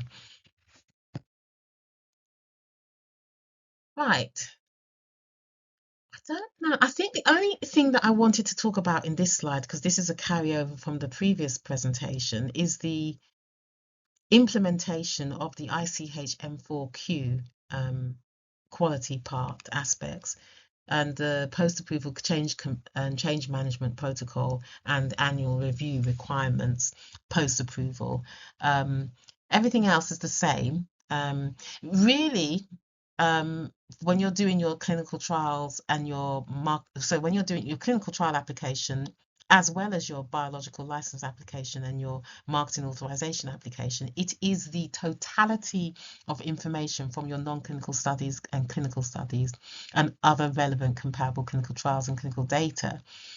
Yeah, so it is that totality of information that enables not just the regulators, but enables the marketing authorization holder to state, to make that legal claim, if you like, that this drug can treat these patients. Yeah, so that's really important to note, that it is not just one or two or another, it is the totality of information. And it's particularly the case because you're not able to get all of that information um, at at the time of marketing authorization, and that following post approval, you have your renewal where you will review the data, and based upon the totality of that data, you will then move forward and continue with your pharmacovigilance assessment. So it's really important at every stage of development, of your clinical development. It is the totality of information from whatever studies, whether it be your non-clinical studies, for your clinical studies, whether it be your clinical trials and non-clinical studies and other relevant studies for your license application, and for your post-approval, whether it be your pharmacovigilance data and your clinical data and your non-clinical data and your relevant clinical journals, etc. It is the totality of information that will be reviewed and ongoingly assessed over time. Right, I just want to now talk about the clinical aspects for genetically modified cells, and this is from the EU guidelines on the quality, non-clinical and clinical aspects for medicinal products containing genetically modified cells. Right, the preference according to this guideline is for a randomized control study. Yeah, so you want to have a randomized study and you want to have it controlled by a control group, and the control group is most likely going to be what is the standard clinical practice, and you're making that comparison against this. So you're looking to see what the differences are between your drug and or whether or not your drug is superior to or equivalent to what is currently used, and that's the control. As the non-parallel single-arm study can be acceptable, I think you would need to get strong justification, and you would need to really get the regulators' agreement, if you like, with that proposal. You need to have strong justification, scientific rationale for that. Yes, in the EU, there is this adherence to the principles of the intention to treat. So all of the data needs to be assessed in determining efficacy. So even if patients dropped out or withdrew from the treatment, you need to take their data into consideration. You need to look at all of the data, not just the patients that continued with the treatment, but the patients that dropped out. So this is the intention to treat approach and principles.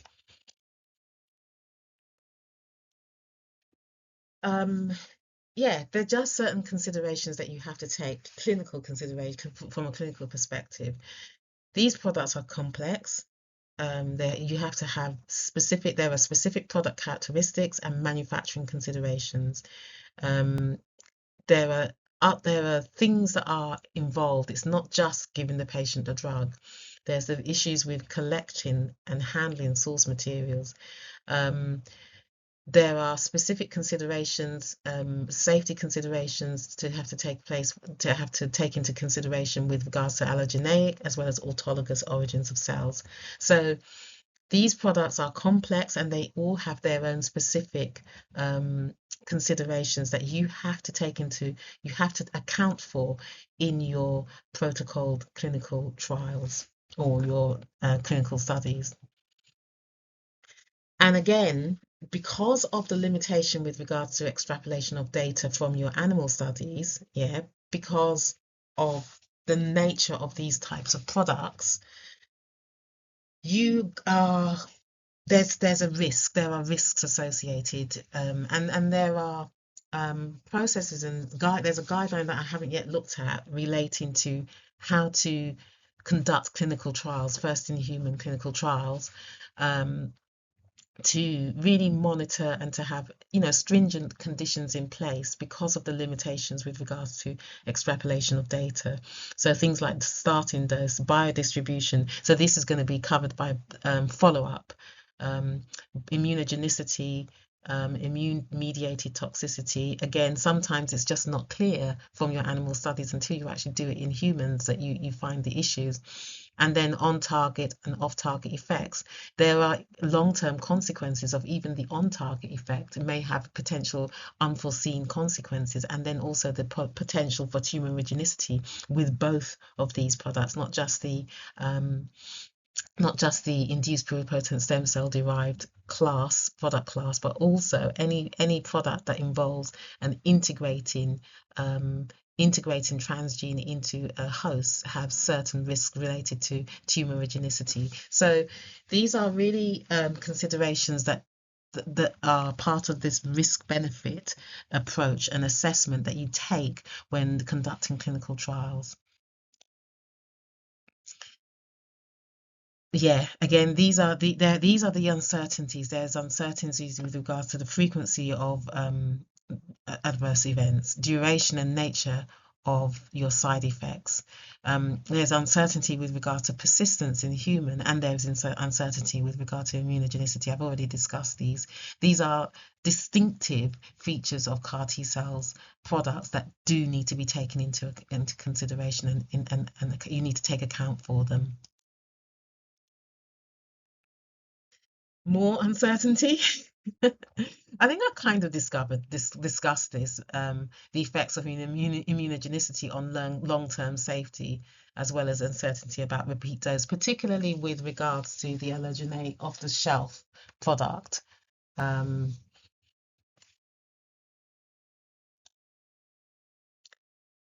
think I kind of discussed this transformation, tumorigenicity, persistence of modified cells, administration procedures. We gain more experience as we go along. We're looking at data that of similar products, but there is still, uncertainty.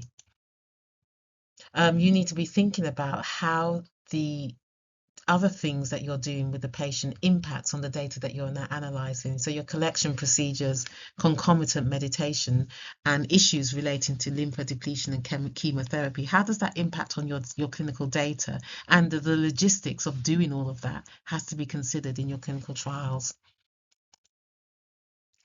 Yeah, your dose selection, again, it's based upon your animal studies, but as I said, there are limitations, and there are strategies in place to mitigate the risks associated with administration, starting at the minimum effective dose, or starting at a minimal dose and then doing your dose escalation.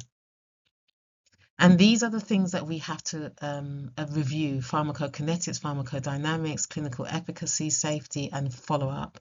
These are important regulatory requirements, as is your pharmacovigilance.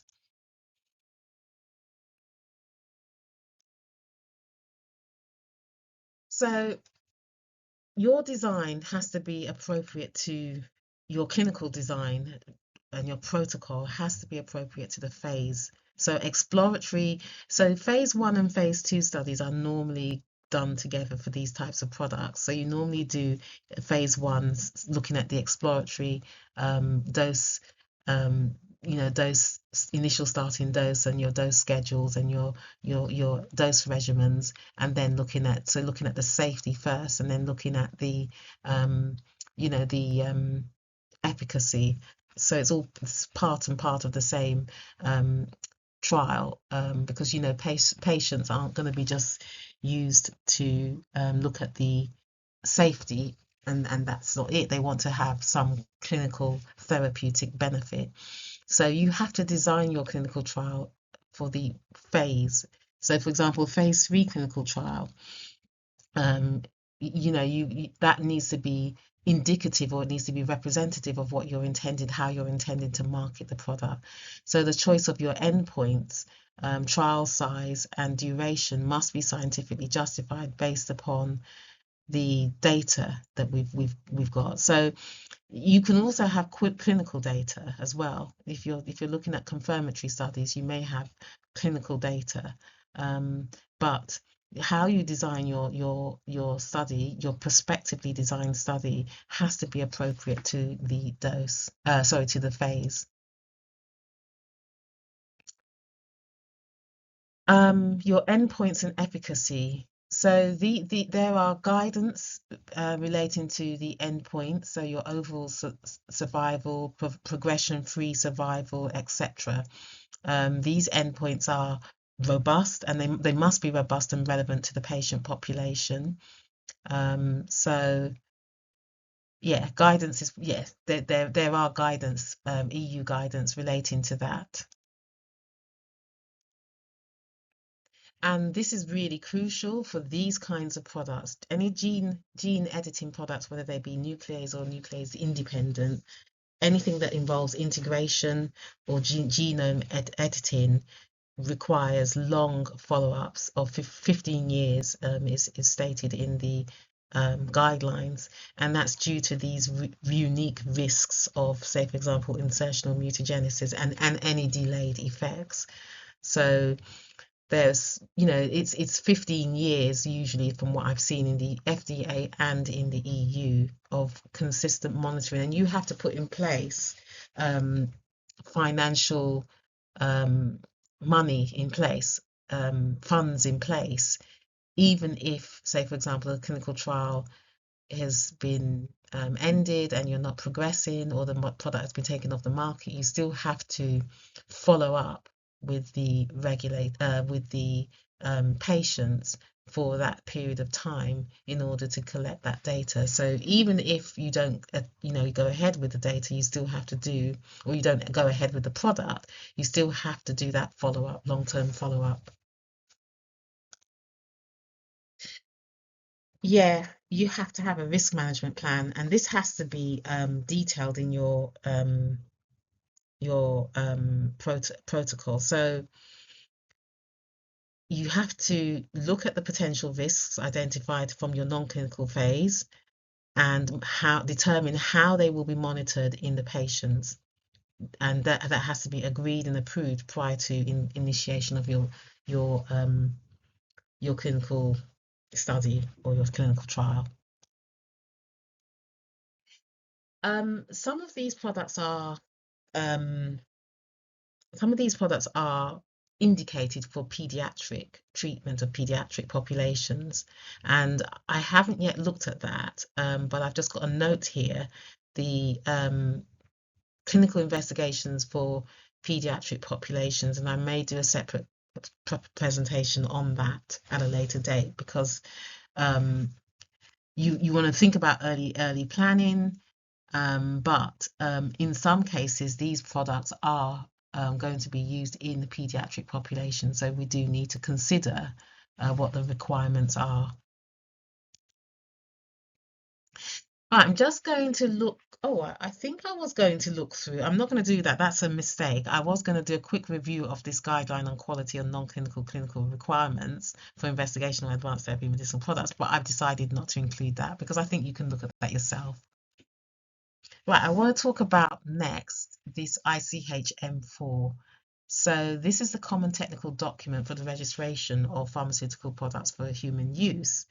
And this is in a guidance document that's currently draft, but it's really exciting because it's updating the CTD dossier, which has been around for a very long time and does need to be updated to reflect current technology and current advances in medicines.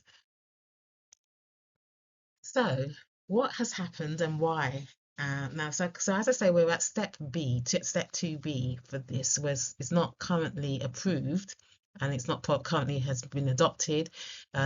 We have had the ICH is still receiving, I think, and in some regions,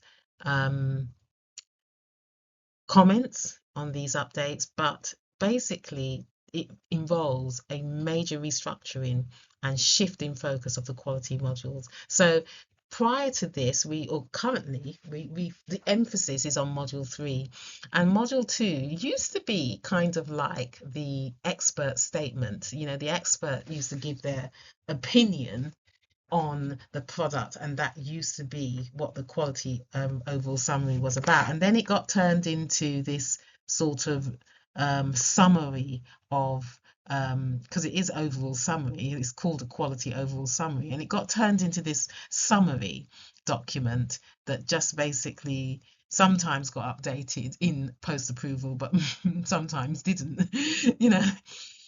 But now what's happening is they're shifting the emphasis where the primary document for review is going to be your module 2, the quality overall summary, or module 2.3, and your module 3 is going to be like the repository that contains all the detailed information that backs up the document module 2.3. So there's a shift in the roles of what module 2.3 and what module 3 is doing, and the also the structure, restructuring is really exciting. They're probably going to have some more amendments, but it is really exciting. So what I think is really exciting is the integration of the ICHQ guidelines, particularly on the development strategy and control strategy. So I was going to do a life cycle management manual, but I think that this takes this has kind of covered it, in my opinion. So your overall development and control strategy will include things, for example, like your quality target product profile, your critical quality attributes, and your overall control strategy. And this is going to be something that will be reviewed. I think it's really important. I think it's divided up in, and I'll be giving an overview. I'll be looking at the guidelines and looking at the actual document in this presentation. So it gives core quality information. So it's key critical data points and the summary and justification, product lifecycle management information. So your lifecycle management, your established conditions, and your post-approval change management protocols, all included in this document. I don't know how it was done before, you know, with regards to post-approval change management protocols. It would have been submitted as part of your regulatory variation submission, but I don't think that your CTD section was updated. I haven't done one for such a long time, so I'm not sure that your CTD section was actually updated, but now that is going to be incorporated and your change management protocols will be included. So I think it's an improvement, and it just makes everything transparent between the marketing authorization holder and the regulators. And then the other thing is, makes it really, really good and applicable and bringing it all up to date, is the extended scope and integration. So it's now clearly applicable to biological products and other advanced therapy medicinal products. So it really means that you can add information in specific, obvious, clear places, where instead of just putting the information in other regions and then you know, having to get guidance from the regulators as to where they will expect to see certain information specifically on starting material, you've got a specific section that is dedicated for the sort of complex information that's required for advanced therapy medicinal products, as well as for chemical entities. And as I said, it's aligning with the ICHQ series, and the emphasis of quality by design is been incorporated in this this dossier, and the presentation of information therein. Oh, I don't know what happened there. I think I missed the page. Oh well, never mind. So how is it structured? And I will be giving you a video presentation on this, but how is it structured? So it's organized by component type. So you've got your drug substance, you've got your excipients, you've got your starting material. I don't think it's got raw materials, but I can't recall. And it's just a standardized subsection for each component. So for drug substance, you have your standardized subsections. For excipients, standardized subsections, and your starting material. Yeah. And how it's structured is you have your description, you have your manufacture, control, and storage. I don't want to spend too much time on this. So previously, certain information on your starting material, which is required for ATMP, like for example, manufacture, not just listing your starting material, providing your manufacturer, providing your quality controls for your starting material, the stability of your starting material. All of that just used to be lumped in your control of materials. It's now treated as with separation and granularity so that it's clear, it's organized in a way that makes it easy to review and easy to what's the word, author and write. Right, so I just want to give a quick overview as to where we are with this draft guidance. So it is a draft guidance, and there are going to be some amendments. Uh, there, I went through the timetable in that presentation, in that video that I gave. I've got here that the final sign-off is going to be mid to 2027, according to the latest work plans. However, that will probably change over time. After this final sign-off, it will be adopted by the regulatory agencies, and you start implementing in the regional areas. Right. So this is the ICH M4Q second revision. So remember that this is a draft document, and I'm going to have a look at the comments to see what they were with regards to the proposal. So it may still change. So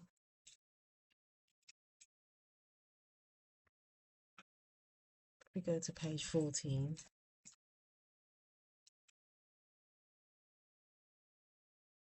let's just move up. So under the drug substance section, so we have this substance intermediate. And for biologics,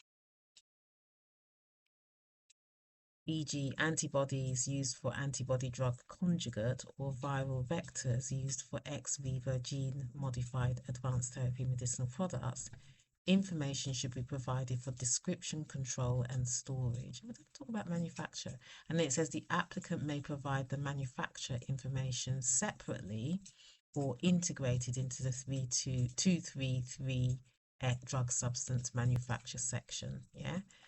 So the manufacture section can be integrated into that, or it can be provided separately. This section may be used to describe manufacture of specific substance intermediates separately from the main drug substance manufacturing process. So you can do that. This may be relevant for highly complex end-to-end biological drug substance manufacturing processes or cases where subpart of the end-to-end drug substance manufacturing process up to a specific substance intermediate is performed by a different manufacturer. Yeah. So this is the description for substance intermediate manufactured by the same manufacturer and as part of drug substance manufacturing, or it can be integrated. Manufacturing process description should be presented under 233 drug substance manufacture. Yeah. This information should be provided separately in this section only if deemed necessary and contingent should align, and the content should align with this drug substance manufacture section.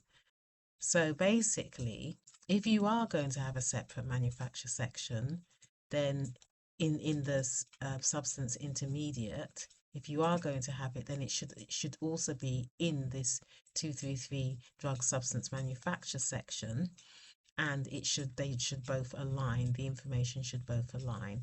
And just another point, and that is to state that this starting material is the actual genetically modified cells, I believe. Where is it? Substance intermediate. ICH, these are the requirements. So description. This section should include a description of the starting if starting is sourced biologically, e.g. cell banks or cells used for the manufacture of allogeneic and autologous ATMPs. So that's the initial cellular starting material and the cell banks as well.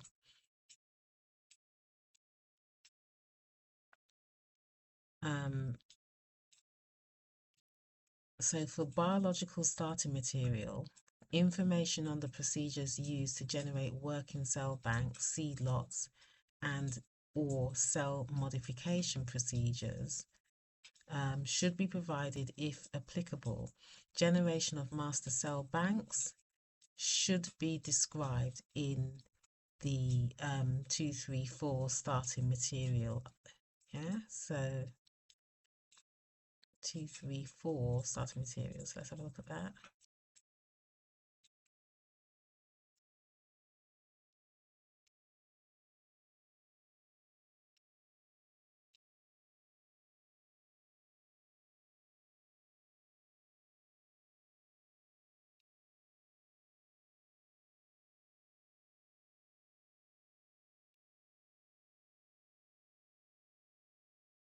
So the 234 development and summary justification.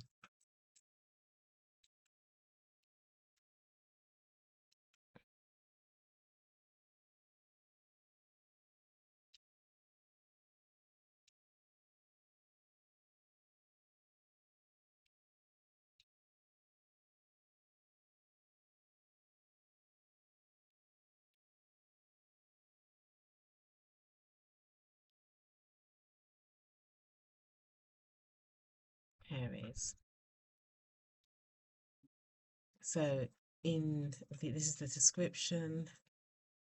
So here, for biological starting materials, this section should include information on the establishment of the master cell bank, working cell bank, or the virus seed bank systems. And these are the relevant information with regards to what you need to provide, as well as your manufacturing process. And then in the modules, the review section, so this is the module, the old module 3, all the quality documents. If we go, I don't know whether it's not gonna, if we go to this part, in the drug substance section, so we go to 35, let's see if we can.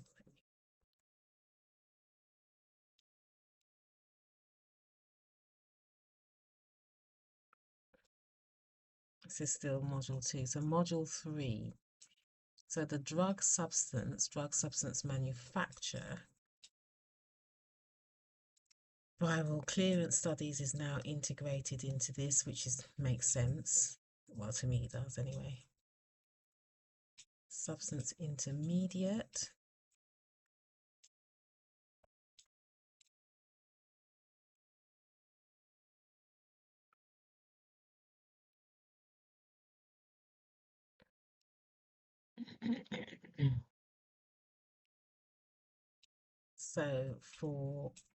So this is the control. This is this something different. Manufacture, additional information on manufacturing, starting or materials may be provided as appropriate. Yeah. So you just have to be very careful, I think, when you're putting together these dossiers to make sure that the information goes in the right section.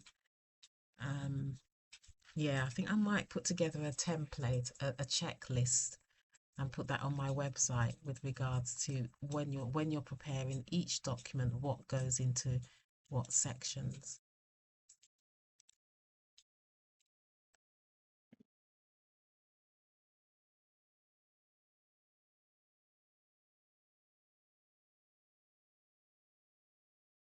So this part of the presentation is on the ICHM4. And as I said previously in the previous slides, because I kind of integrated this presentation into that original presentation, so it might be a repeat. But the basic in terms of the control of materials, or critical starting materials, this shifts from the S23 to a separate substance intermediate. Now, this is a draft guideline at the moment. So the draft ICH M4Q guideline introduces the concept of a substance intermediate. And in the section 2.3.3 SI, yeah, and the way that the presentation of the dossier is going to be is that the shift is going to be from, as I said in a previous slide, from the module 3 to module 2.3, and module 2.3 will be the main review and focus of review, and module 3 will be the repository. Yeah, so S233 SI is the place where you will have the substance intermediate to better accommodate complex starting materials and complex components of biological products. Yeah, so in this section, it states that the viral vectors used for ex vivo gene modified advanced therapy initial products, right? So it should be addressed under this new 2.3.3 SI substance intermediate section. And the rationale is that the new classification acknowledges that lentiviral vectors is highly manufactured, it's highly controlled, it's manufactured and highly controlled, and it requires extensive documentation, just like as a drug substance. But it is used in process to create a final active substance, active ingredients, which is the CAR T cell drug substance, and therefore making it an intermediate step rather than the raw material or the final active itself. Well, you can't make it the final active substance. Well, you could if it was going to go in vivo, but it isn't. This is an ex vivo transduction of cells, yeah, to make genetically modified gene cells. So this is the way that the ICH guidance is going. But remember that this is a draft guidance. I think it's a good idea. I think it makes sense to me to separate it out. But let's see what gets approved. This is my references. Some of the key references I've listed here. They're critical for understanding these regulatory landscapes, I think. Please feel free to refer to these materials at your convenience if you want. But then I don't think I put all of them because I've got a lot of slides on references, and I don't want to. Here are the relevant US guidelines. I haven't put the legal framework actually written that down. I might have referred to them. I don't think I have actually. But here are the guidance documents for the FDA. The ICH documents that I've referred to, or I've talked about some of the contents of which. More ICH guidance documents. Here are the EU legal and regulatory framework that I refer to. I think there's a lot more. I didn't put another one in there, another two in there, but I referred to it in the presentation. Well, that's the end of my presentation. It was quite a long one. I hope you enjoyed it. If you've got any comments, please don't hesitate to ask. I hope to see you at my next presentation, which will be Milestone 3, and I'll be talking about the quality aspects. Thank you so much, and goodbye.